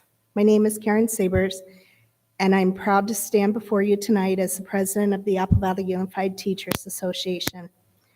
First, I want to extend my heartfelt congratulations to all the students who have gone home that received awards tonight.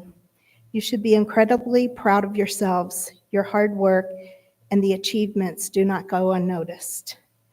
We also want to congratulate Eden and Hannah for their graduation and wish them the best in their future endeavors. Avuda once again was able to participate in the International Children's Day, handing out books to all that came. And this is such an enjoyable event, and we love doing all of the events, community events. This morning, we had a very successful negotiation/meeting session. We engaged in productive dialogue and were able to collaborate on a joint personal communication that will be sent out to certificated staff regarding the classroom management plans. I want to thank everyone involved for their cooperation and focus on solutions. It's always meaningful when we come together and resolve issues collaboratively and leave the table with mutual respect. Together, we can accomplish so much more. Teacher appreciation is upon us. We haven't forgotten you. I will be coming out to schools with donuts and presents this year. It's a little different than normal. I apologize to classified and to principals because normally we're able to feed everyone, but we've kind of changed it up a little bit this year and gone with Plan B. I'll be also getting out a schedule for school visits. I'll be sending the schedule as well to board members, and we invite you to come and join us as we celebrate the teachers and hand out the gifts.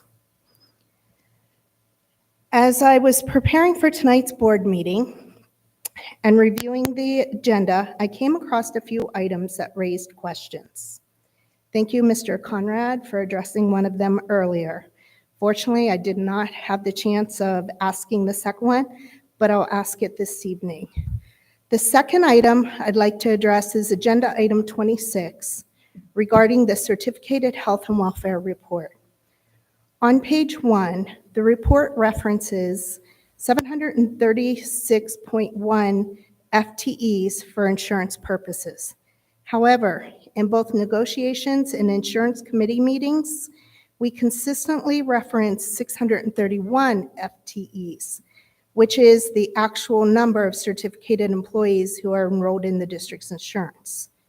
Using the 736.1 FTE figure, the report states that the district is realizing a savings of $1,480,979.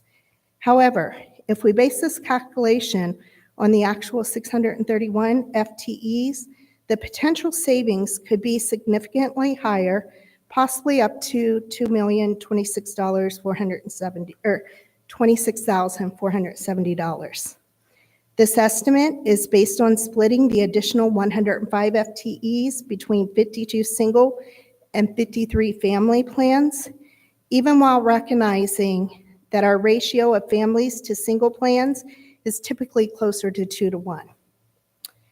My question is, why does the report use the 736.1 FTE number instead of the more accurate 631 FTEs?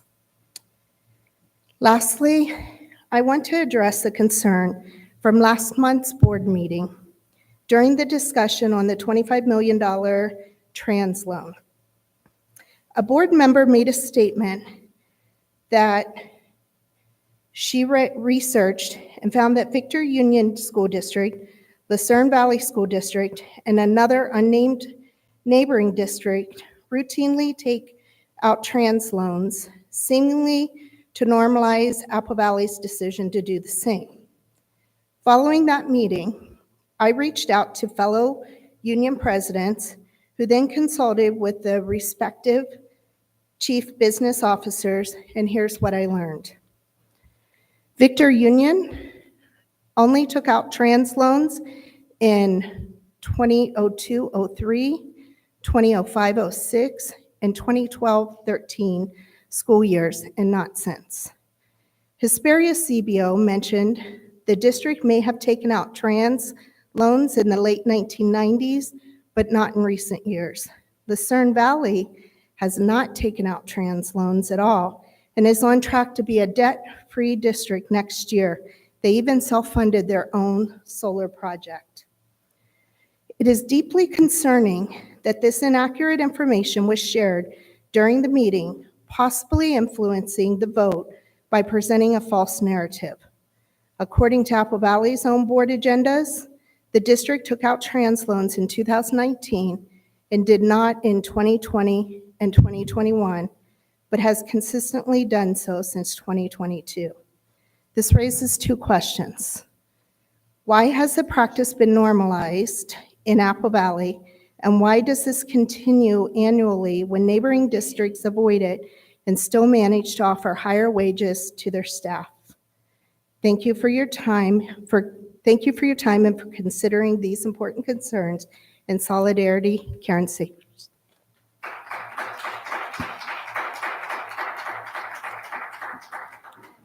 Thank you for your comments. I just wanted to say, I did not say that they were taken out, that there was a resolution for them. And if you check the Victor District agendas for April of 2020, that is when it was approved. I did not say that they took the money out. We were talking about the resolution because that's all we did. At the last meeting, we just approved a resolution. We're not planning on taking it. However, with the way the political climate is right now, should the state funding not come in, we would like to continue paying everybody. Okay. Item 7, closed session reports. Clerk will read out. That's you, Amanda. Get the readout, sir. For closed session.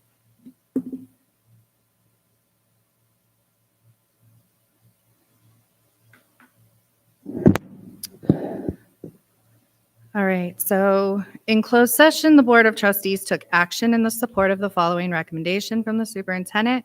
Item B3, conference on litigation, Government Code Section 54954.5D and 54956.95 M, Candelaria Ispuro versus AVUSD, on a motion by Anita Tucker, seconded by Maria Akpara.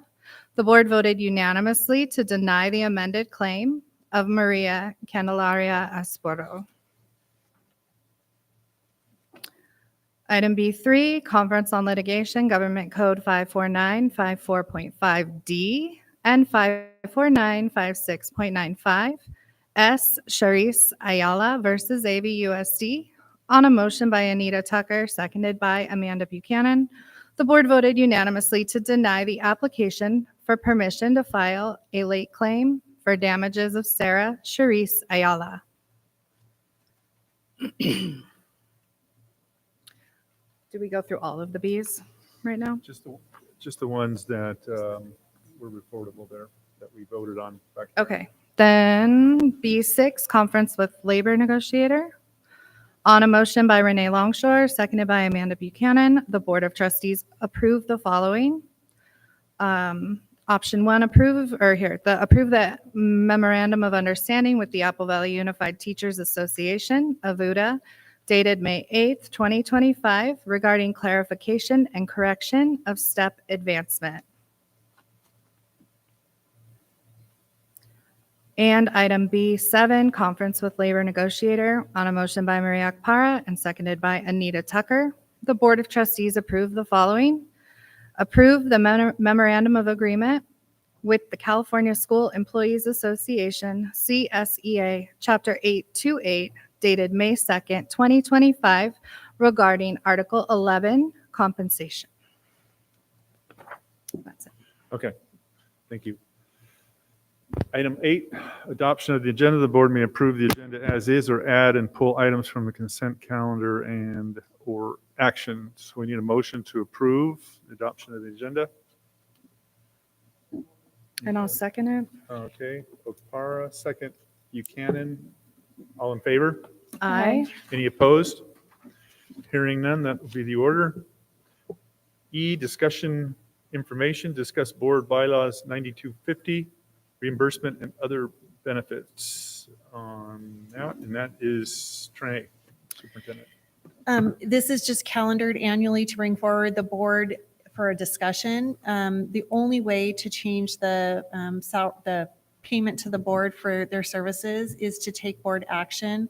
Ed Code is what dictates the amount that board members can receive for their monthly stipend.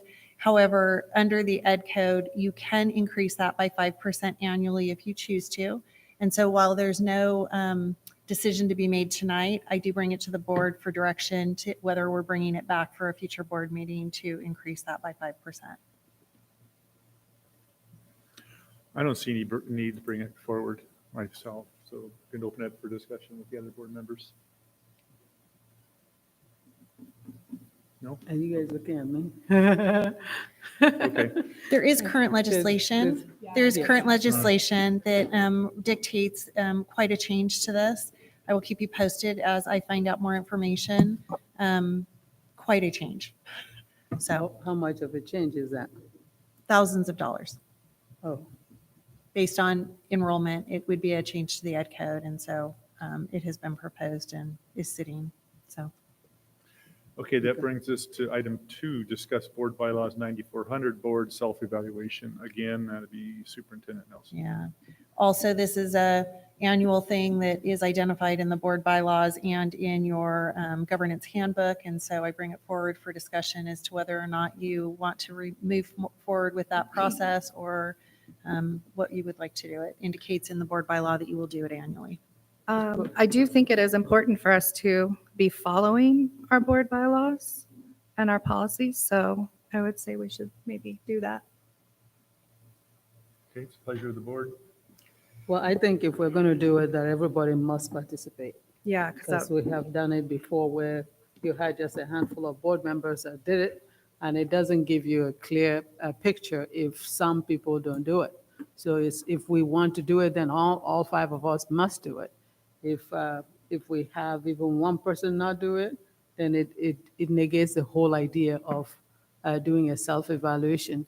I don't have a problem with being self-evaluate ourselves, but I would love to see an evaluation done across the board, where teachers evaluate the administrators evaluate they're going back and forth, so that everybody gets a picture of how they are really viewed in terms of the work that they do.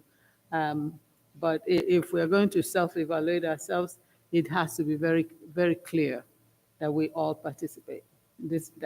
We're just discussing this particular one. I'm not discussing the other ideas that float in my head that always comes up in the middle of nothing. It's just like I remembered, why do we have 30 minutes of lunch? Those are all ideas that come in my head when it just comes.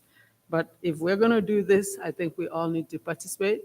But because we have 2 board members that just joined us and they're not aware of how it's done, that we also have to invite an outside agent, just like we did before with CSBA, to walk us through the process, if it is possible. Any other comments? Well, being a board member that was newly elected along with Trustee Tucker, we haven't had much time on the board to evaluate. I am all for self-evaluation. I think it is an important part of being and growing and becoming our best selves. I just would like to maybe suggest we wait until we've been on the board a year so we have a good base to be able to evaluate ourselves from. So possibly doing the evaluation in January. Okay, well, we can definitely do that. We can bring it back again for 2026.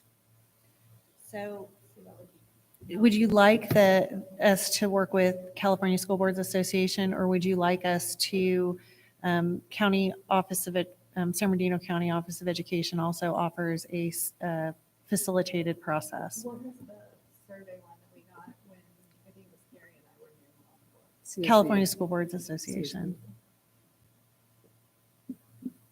So we put both backgrounds into the information so that you had both options as a potential.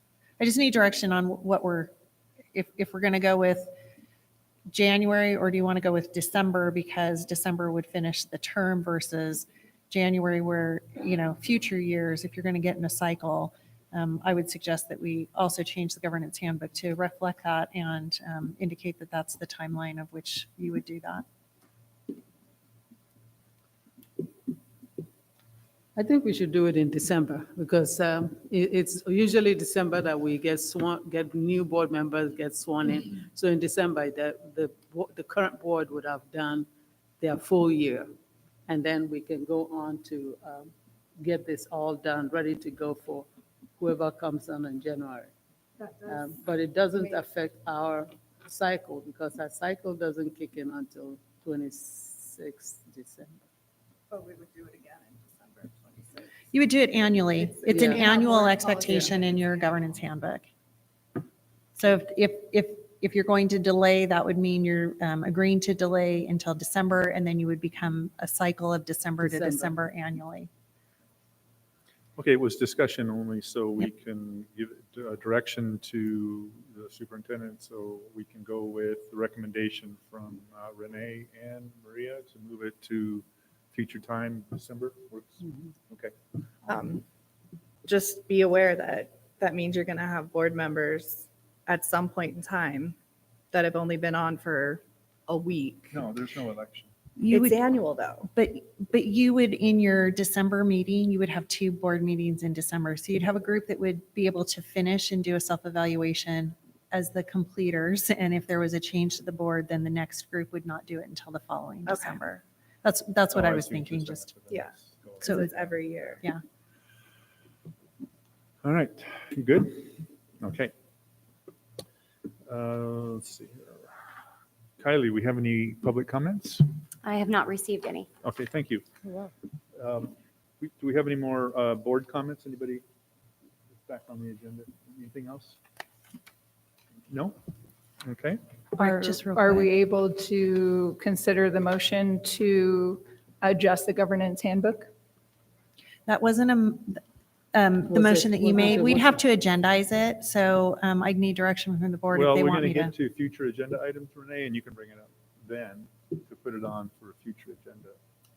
And then it'll be agendized. Then we can vote on it. Okay. So it'll be towards the end of it, I'll call for future items. Sounds good. I do want to just congratulate, I know that I should have said this during first comments, but I would like to congratulate Mariana Torres and Nelson Lopez for Campos for getting our, and all the schools, like this didn't happen. I know that one board member congratulated me and told me that I did a lot of work on this. I did not.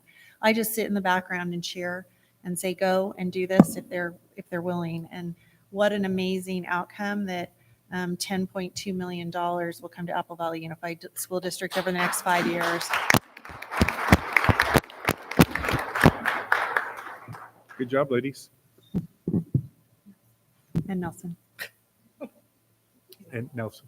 Oh, the ladies are standing out in the front there. Okay. All right.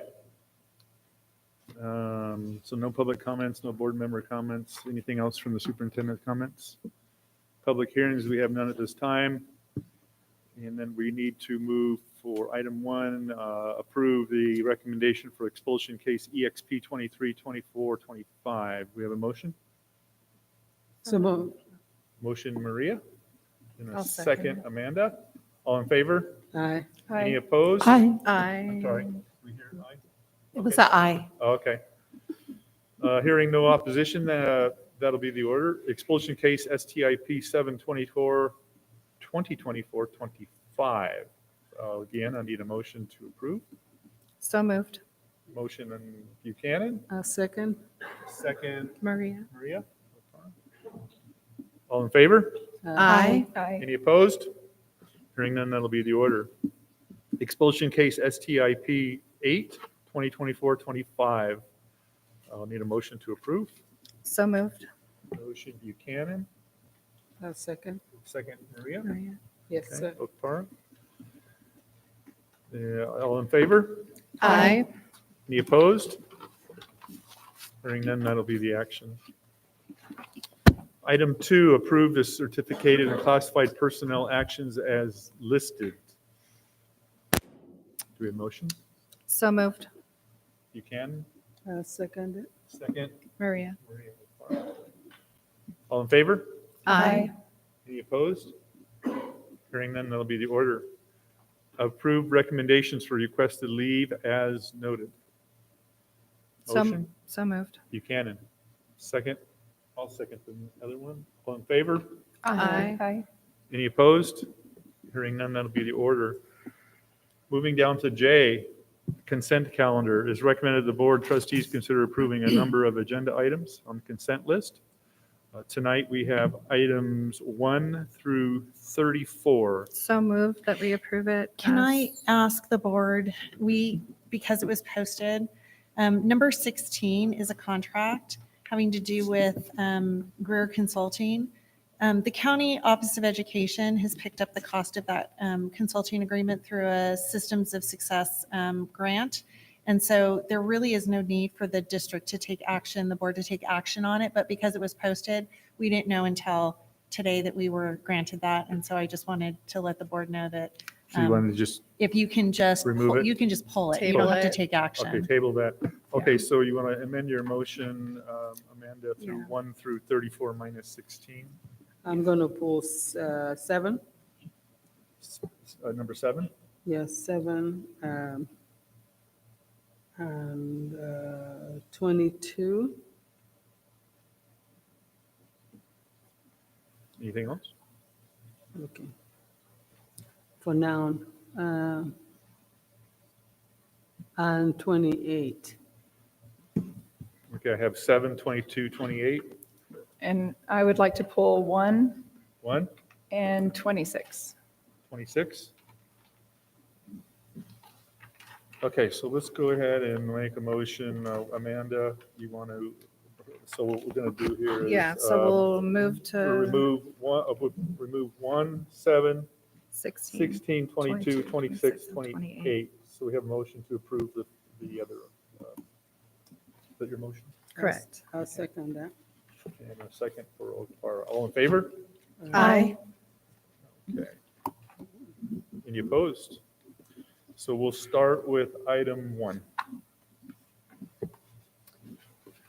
In item 1, I would like the minutes amended to include a change under public comments, which states an audience member began to speak out of turn. And I would like it changed to, quote, an audience member stated that they would like to raise a point of information. I would also like a correction under closed session. The vote reads 3-1. And it said 4-1. I'd like it changed 3-1 with 1 abstained. Renee Longshore abstained. Okay. So I think before we can change the minutes, we would have to review the audio to make sure that that is correct, because I don't remember that. Is that something that, Kylie, would you have to review the audio on that? I did. So to reflect that, since there was a comment card turned in by that individual, and they did not speak due to them being removed from the meeting, that's how I was able to indicate that I have a record of a card, but there is, if you compared it to the audio, there will be no record of the individual speaking. So that was the balance on that. Right. I can look at the other one. That was a reference. I'm sorry, Ms. Longshore, if you could one more time, which item was that you abstained on? So are you saying you abstained from going into closed session? Yes. So it is my understanding that an audience member can raise a point of information. And is that correct?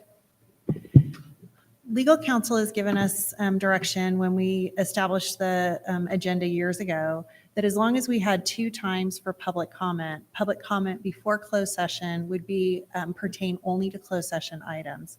Anything other than that comes at the second public comment time. So they can bring a point of order on anything at the second public comment time, but if it's not referencing the closed session, then it waits until 7 p.m. So, but the point of information, can an audience member raise a point of information?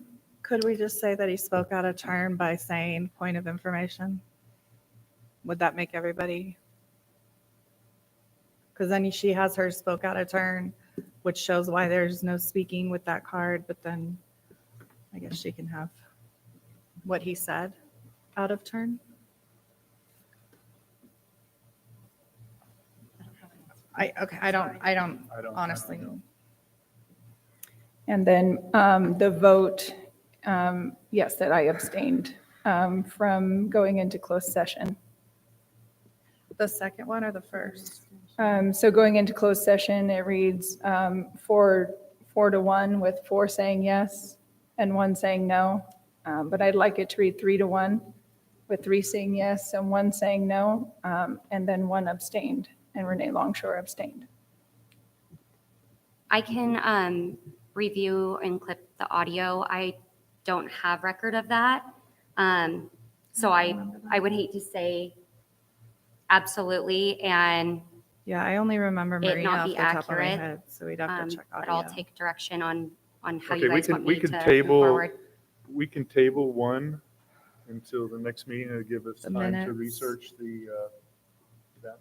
that'd be something we can table that?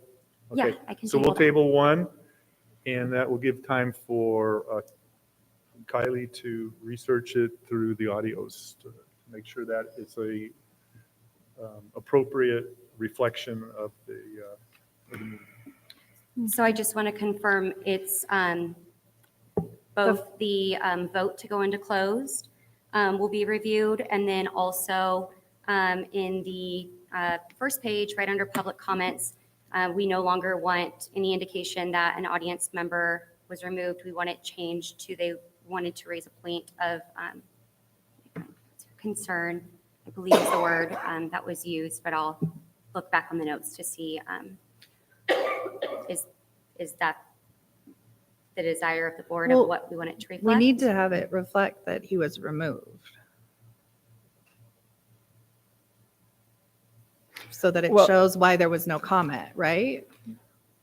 Well, it currently states an audience member began to speak out of turn. So that's the part where I would like it to read, an audience member stated that they would like to raise a point of information. Yeah, the individual was card number 7 that I received. And I believe it was card number 1 that was standing at the podium, which is why I used that language of speaking out of turn, just for clarity to look back on. The intent of this is if somebody 10 years down the road was to pull our minutes, that they could get an accurate representation or reflection of a why, which is also why I also put on his line that he did not address the board as he was the individual removed, to try to link that because he did not get the opportunity to address you guys that evening.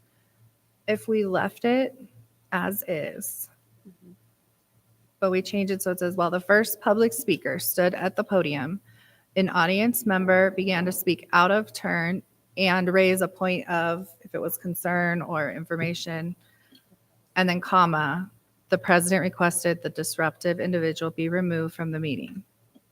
Would that capture what occurred with everybody on the board? I'd have to Yes. see the tapes. Well, I mean, we're not changing any of this. We're just adding, and they'll have to review it to see if it was a Well, I think we should just a table point it. of I order think or- we should just table it and make sure that the audio is, maybe She just just needs direction as to how to adjust it. make it verbatim. on that. She'll follow the audio. Yeah, She'll Okay. follow the audio. okay. Item 7. For items,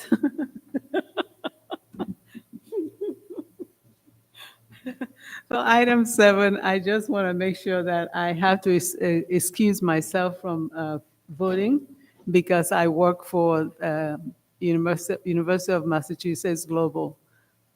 Just to explain why I will not be voting for that number. Okay, you want to abstain from I voting will on 7 then? abstain from it, Okay. yes. 22. Item 22, it says a proposal for safe and civil schools for professional development in CHAMPS. My understanding is that we're not hiring any new teachers. So if we're not hiring new teachers, why are we investing the money to pay for new teachers? So that's my question. Yeah, we have explained that we do have some new teachers that will be entering the district because of credentialing, that we cannot move people around that don't hold specialized credentials. One example of that is French. I don't have a person that is existing in a position currently that has a French credential, and so we will have to backfill that in order to make sure kids get their 3 years or 2 years of a foreign language. So we will be backfilling some positions that have specialized credentials. Special ed is one of those areas as well. So how many people are we looking at? Because when I look at how much that is being billed to the district per day, that is somebody's paycheck per day. 6,000 something per day for them to come in and do a 1-day training. Or if we go for the big cheese of the company, we're looking at 8,000 something per day for them to come and train us, or train our staff. So my question is, with all the people we have trained already in-house, until we get a good handle on our finances as a district, could those people train the new people that are coming in until we can get a handle on our finances as a district? We can train, we cannot take their tools and utilize them specifically. We can do some modified and we can hand the book to people. We have approximately 20 teachers that will be new to our system this next year. And so if we're going to continue supporting Safe and Civil, that would be.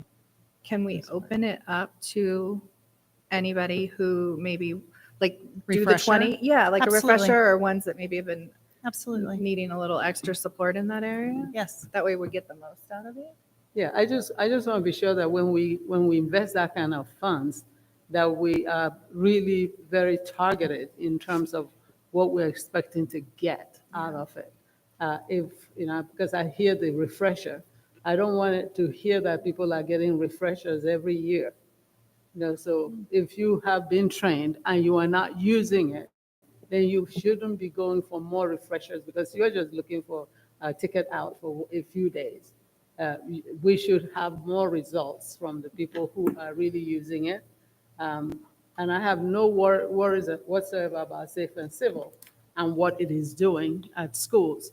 My concern is if the training is being offered and we are not getting the results that we are looking to get, then we need to reevaluate how we are investing that kind of money and what schools are receiving that kind of services. So that's important to me, especially in this time that we're looking at finances as a district.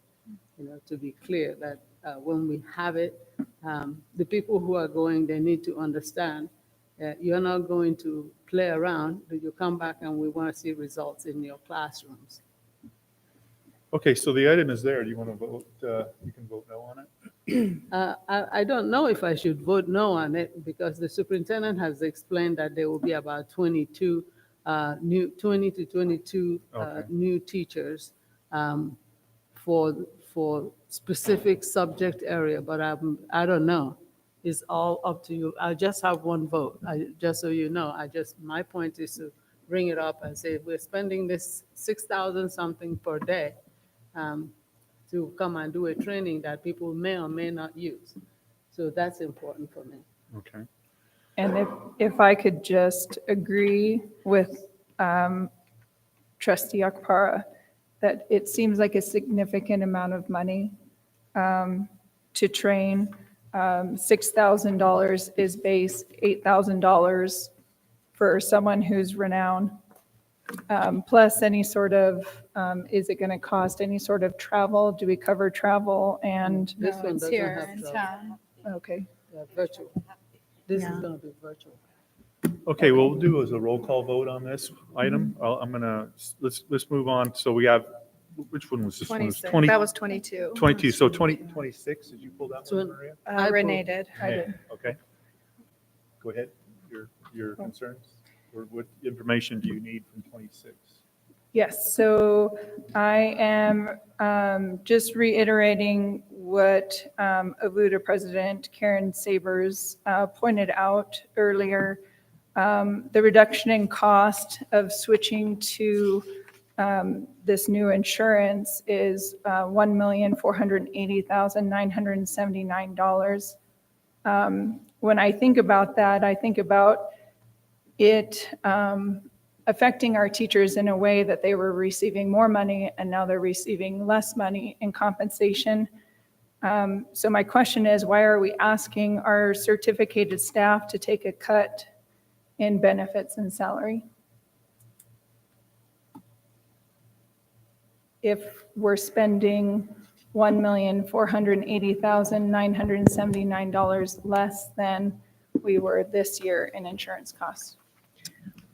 I'm going to ask Mr. Schillenberg to answer that, and I'm going to just state that we can table this, but I also would like to remind the board that if we have questions prior to the board meeting that I'm going to put staff on the spot to answer, it would be super helpful to have that ahead of time so that they can prepare and have some understanding. This agenda was posted last Friday. So Mr. Schillenberg, do you have an answer that you can I actually provide? can quickly address the one question that Ms. Sabers raised and the question regarding the savings illustrated in section 4. Regarding the FTEs, 736.1 is the number of FTEs in the bargaining unit. The savings illustrated in section 4 between current costs and proposed costs, I would just like to remind the board and everybody in the room that the current year is inflated by the dental reserve from the High Desert Trust. So taking that out while putting the cost in for the new agreement, you have a net reduction of $1.48 million. Okay, well, we're going to vote on that. I'm going to do a roll call vote on each specific item. So 28, was that Renee or is that? 28 was me. I don't know if anybody else caught it because I tend not to discuss this anymore. I just go through. 28, it was to give the district to authorize temporary borrowing between funds of the school district during the 25-26 school year. And there is no limit as to which areas should be moved, you move the funds. So if we are moving funds in a place where funds are not supposed, because there's no restriction as to where the funds can be moved from or moved to. There's no boundaries. If we are moving funds that way, I'm just curious about if we're looking to balance out our books or pay salaries. And I keep coming back to the information that we just received information that for the next 3 years, we'll be financially able to manage our finances as a district.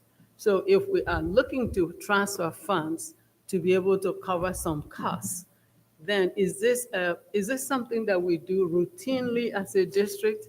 Because if we do it routinely as a district, that may explain why there's always this discrepancy in terms of where did the money go. Because if this is something you shift money and then a year later you return the money to where it belongs, it all depends on when that money is returned and who sees that money when it is gone and now doesn't see it anymore. So I'm very uncomfortable saying you have carte blanche to move money anyhow you want. I think anytime that you're moving large sums of money, it needs to come back to us so that we can see what is happening. So we can better answer the questions when somebody within our organization asks a question about, you told us that you had, $8 million and all of a sudden $8 million is gone. We want to be sure that we have full understanding of where the transition is happening. I just struggle because it says there are no limits about how the funds will move. So there's a fund that you are not supposed to touch, which is called salaries. So if we didn't have a wall that says you can't touch salaries because you've already invested the people in there, then we've just opened the door for you to be able to shift money from salaries and pay some other thing and come back and put it back. I'm struggling with having to give anybody that kind of, I struggle with my own finances, but because I'm a steward of the people, I want to be sure that what I'm doing is in the right frame. That just to give the carte blanche and say you can shift money around is a place of discomfort for me. So it is an annual thing that you do as a board. I'll let Mr. Schillenberg talk about the length of time and how this works and why we ask for this annually so that we can make payroll if there was an event where money was delayed from state or feds. Okay. So Mr. Schillenberg? Again, this goes to cash versus budget. Like the TRAN that was mentioned earlier, that is a cash flow. That is not a budget. We borrow money to make payroll if our cash in the county treasury comes short due to delays in state apportionments. This is a similar cash tool. This is not borrowing from a salary fund. This is borrowing between funds. Fund 01, Fund 11, Fund 12, Fund 13, Fund 14, Fund 25, and Fund 40. If at any time during the year, any of those funds experience a cash shortage, we can borrow cash from a different fund. And in the background, I do believe if you borrow during the first part of the school year, it must be paid back by the end of that fiscal year. If you borrow within the final 120 calendar days, then it must be repaid during the beginning of the next fiscal year. This does not change budget allocations. This does not change money budgeted for salaries, benefits. This is merely cash. Okay, so when you stated that, it did not say what funds. It just says that you move funds between accounts. And it didn't specify which funds that you're moving it out of. The cover page of the item, let's see, the first attachment on the resolution, certification of board minutes, temporary loan resolution. Temporary borrowing between the following funds, it says all funds, fiscal year 25-26. All funds, meaning Fund 01, general fund, Fund 11, adult education, Fund 12, Fund 13, nutrition services, Fund 14, Fund 25, and Fund 40. Those are our funds. Well, when I'm looking at this on this cover page that you are showing me, it just says temporary borrowing between the following funds, all funds. Yes. So there is no breakdown of what those all funds are. So when I see it, I'm seeing any fund that has to deal with the district is open to this. Yes. It was not broken down by the number of the funds, because if you had broken it down by the number of the funds, then I would not have questioned it. The reason I question it is because salaries are part of all funds. Yep. Again, Maria, this is a cash flow.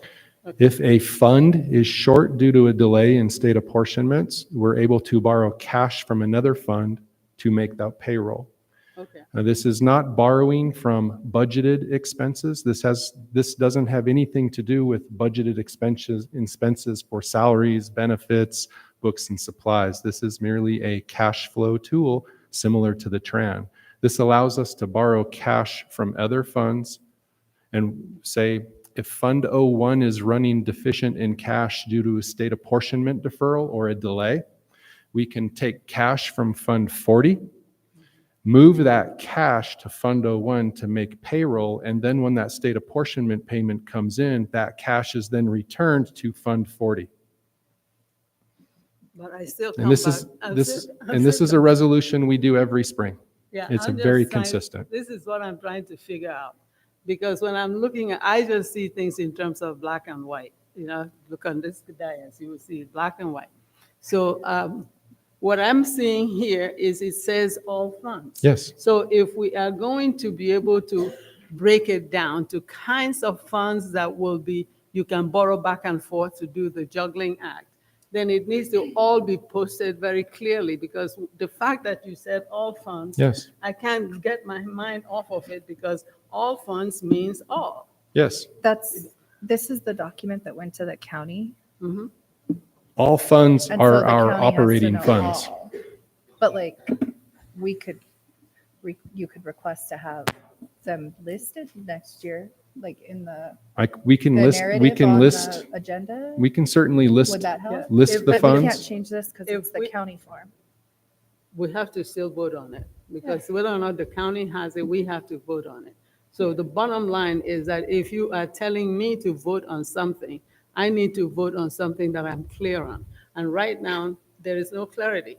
I want to be able to see, if I could request, this goes back and you actually state which funds are you going to move money from.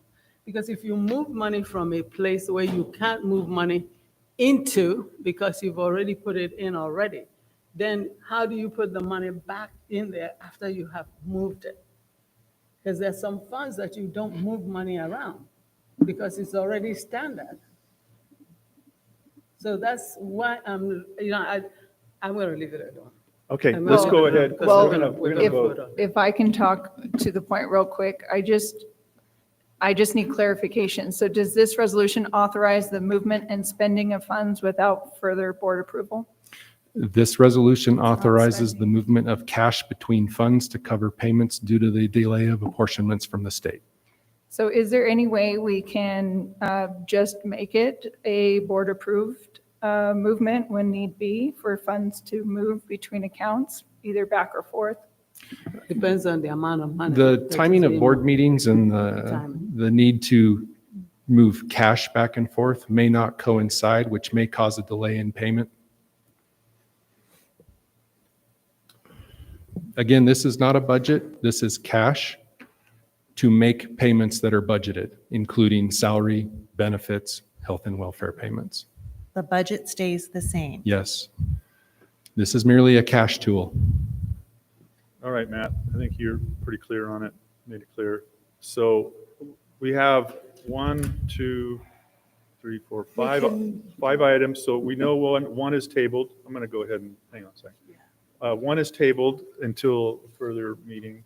7 was, Maria was going to abstain, so I'm going to start with 7.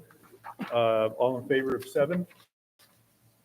Aye. Aye. Was there any Aye. opposed? We need a motion? Or do we have a I'm motion? I'm making a motion to approve. Okay, yeah, you're right. I'm sorry, Anita, it's late. I'll make a motion to approve 7. Second. Okay, we have a second. So is all in favor of 7? Aye. Aye. Maria is abstaining. Any opposed? Hearing none. Okay, so 7 is passes. 16, we are tabling 16 as well. 22, we'll need a motion to approve 22. I'll make the motion to approve 22. Do we have a second? I'll second. Okay, we have a second. I'm going to go ahead and do a roll call vote. Anita? Aye. Aye. Renee? No. No. Maria? No. No. Amanda?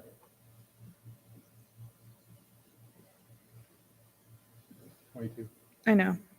To be clear, they wouldn't get the training if we don't approve it. So, aye. Okay, aye. I vote aye as well. Kylie, do you have that then?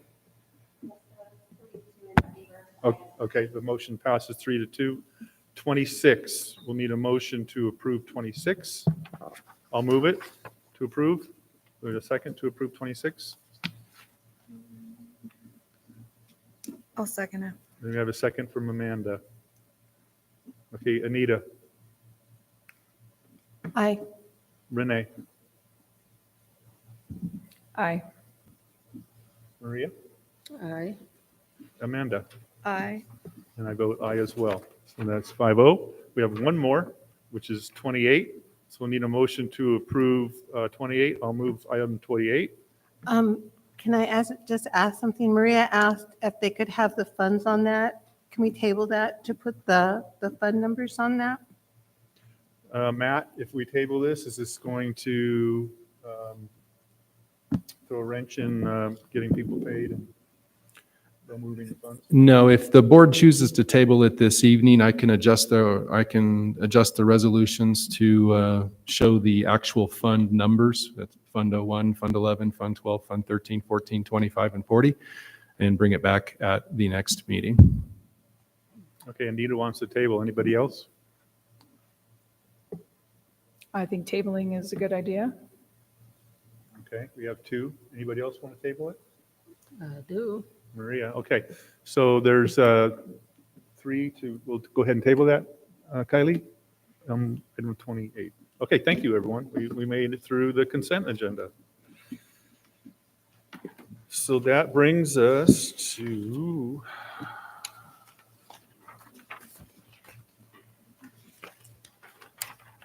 no more need for closed session. Brings us to closing items, which would be future agenda items. Do any members of the board, I know Renee has something she'd like to agendize for a future board meeting? Yes, I do. I would like to. No, Renee did. I asked Renee. Go ahead. Go Do ahead. you? We'll start down that way first. Move this way. Anita. Okay, go ahead. Next, Renee, you have something you brought up? Yes, a few things. First, I'd like to add a discussion information item for open session. I would like to continue our discussion on equitable access across high school campuses. I would also like to request or see if it's a possibility. I came across a term now twice in our interim reports, the long-term debt. I was wondering if we might be able to have a presentation by Assistant Sup Matt Schulenberg on long-term debt as detailed in the second interim financial report.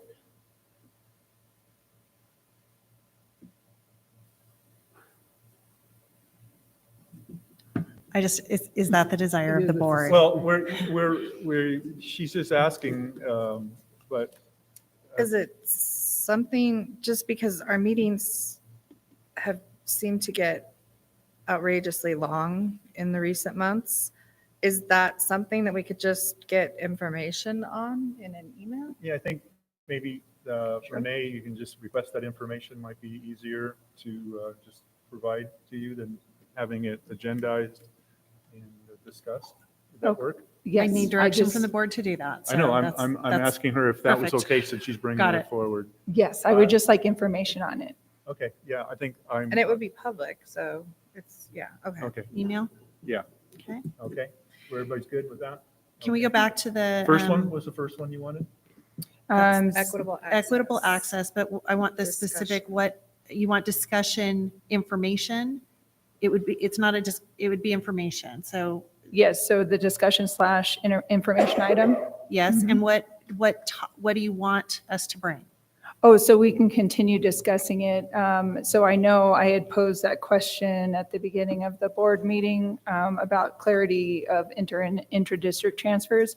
Also, we received information on inter and intra-district transfers. And then I did have a question, but I was hoping to maybe email you the question, Superintendent Nelson, if that's okay, as far as requesting just a little more data to prepare for that. So let's stick with the item that you want to agendize first. So what, are you clear on what she's asking? If it's, I'm if it not was saying we're stated. approving it, I'm just asking No, if you have I enough. just don't know. I want, if you'll repeat the data so that I'm sure I have that. And my question would be, does it need to be agendized for the next board meeting, or can it be a June agendized board meeting since we have all of the retirees and, I'm just Maybe asking that timing, second June one? or the first June one, either one. It's up to you, Renee. When do you need this right away? I'm not sure about timeline since I just joined the board, so I'll leave it to the discretion of the board. Let's go with the second meeting in June. Okay. Give more time since we have a lot going on. I'll support that. And then my last, I'd like to add an action item to revise the governance handbook to align with CSBA in request of information.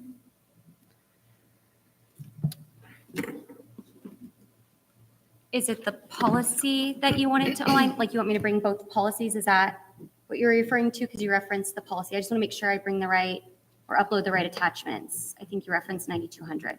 Yes, so it was referenced of Board Bylaw 9200 as reason why we couldn't get data as requested, but it was clarified by CSBA that we should, as a board and as a single board member, be allowed to get data as requested and as soon as possible for the intent of being informed decision makers.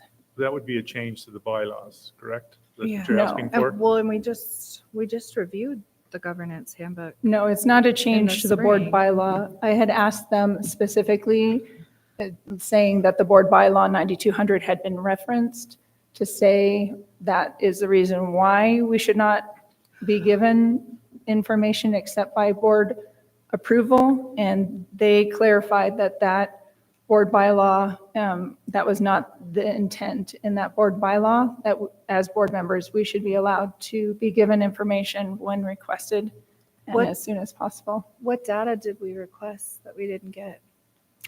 I've asked for data and didn't receive it. This is in reference to directing staff work. So I did not create that governance handbook. The wording, it came directly from your California School Boards Association facilitator who worked through this. Two separate issues. Public data that is available that we can point the board to and provide it to them is one thing. Data that causes a staff member to spend 5 hours away from the job that they are assigned to do is the difference. And that is why California School Boards Association in context has given us the language that it is directed by the board, not a single board member. So that if the Board of Trustees as a body would like that information and I am to redirect staff's work, then it comes from the board as a body. That's the context. So I will get California School Boards Association information if something has changed, but legally that has always been their stand because as a body, you are each together. When you individually start asking, that could create quite a change in the dynamic of what employees do every day. And so it basically is a protection to make sure they can get their work done on any given day and not be derailed to do other things. We want to provide data. We want to provide you the information. But the expectation from California School Boards Association was that it comes as a direction from the board as a whole. And I just want to clarify that when I ask for information, it isn't with the intent of pulling anyone from their job or redirecting direction for frivolous pursuit.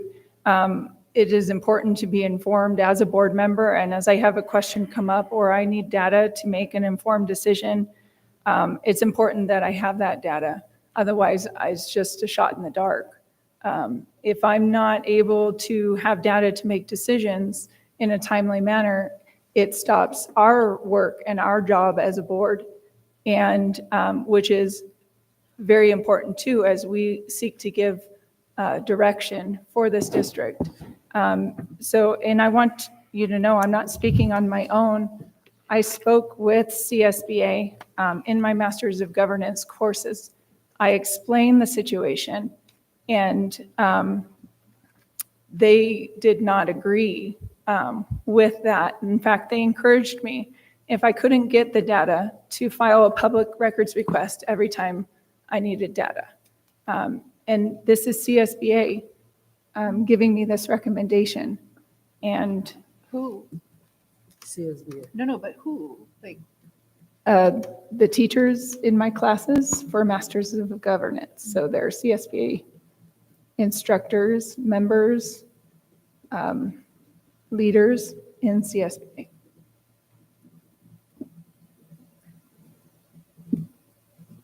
But the recommendations are in writing in the gamut.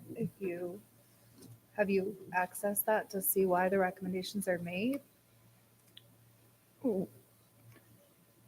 I have researched it. I did bring it before the board last No, in week. gamut though. You log in and you can see all of their recommendations in writing from the actual organization and with legal overseeing it. And that's what goes out to every school board in the state of California. The two officers I talked to, they had been longstanding with CSBA. Who are they? And they were shocked. I can definitely bring their names. I'll look them up for you and bring their names, but they were shocked that board members were not receiving data or information when requested. I'm more than happy to make contact with California School Boards Association and see if they can provide some feedback and maybe a presentation if necessary in June. Okay, let's do that. And then that may, So are suffice. we able to put it as an action item or no? It's not, there's no agenda. I just think, what's there to table? No, she wants it moved to be put as an So I action want it item. to be an action item to revise the Oh, I governance see what you're handbook. saying. Well, let's get back with us, Renee, on it and see what their timeline is on doing that. So we can bring it forward at some point. We just don't know if we're going to be able to get the information in a timely manner, like before our summer break. Okay. Anything else? And I'm not sure with closed session, I know we have negotiations, but can we, do we have to add that we would have board discussion about negotiations in closed session? That's part of closed sessions, discussion about negotiations. So as a board, we could have discussions just as a board In closed session? in closed? Absolutely. Because it has Okay. to do with personnel. With the lead negotiator, Jeremiah Harrison. Yeah. Yeah. Like we do every closed session. We'd have That's to why have it's the agendized that way. negotiator. It's a closed session. So item. the negotiator would have to be in there? Right? Yes, because they are the ones that would take direction from the board back to negotiations. Yes, but if we as a board just wanted to discuss something, could we do that and then pull them in and discuss it with them? I think that would be negotiating with them outside of, we will be negotiating with Side, them. And that's not what we're supposed to do. We're just supposed to hear Give from both direction sides and then give them For the direction. district. We shouldn't be negotiating with them directly. I'm sorry, negotiating with, With the bargaining, because when once we say the language negotiations, you're negotiating with the bargaining units. And now, we are the ones that give directives to the people, the negotiators, these are the things you need to go discuss and bring back information. And so once we begin to have the conversation outside of that, we are now negotiating. And that's not our place. We don't negotiate. They tell us, and we tell them how much we can go, and then they go back and share back out. That's why we have negotiators to do so.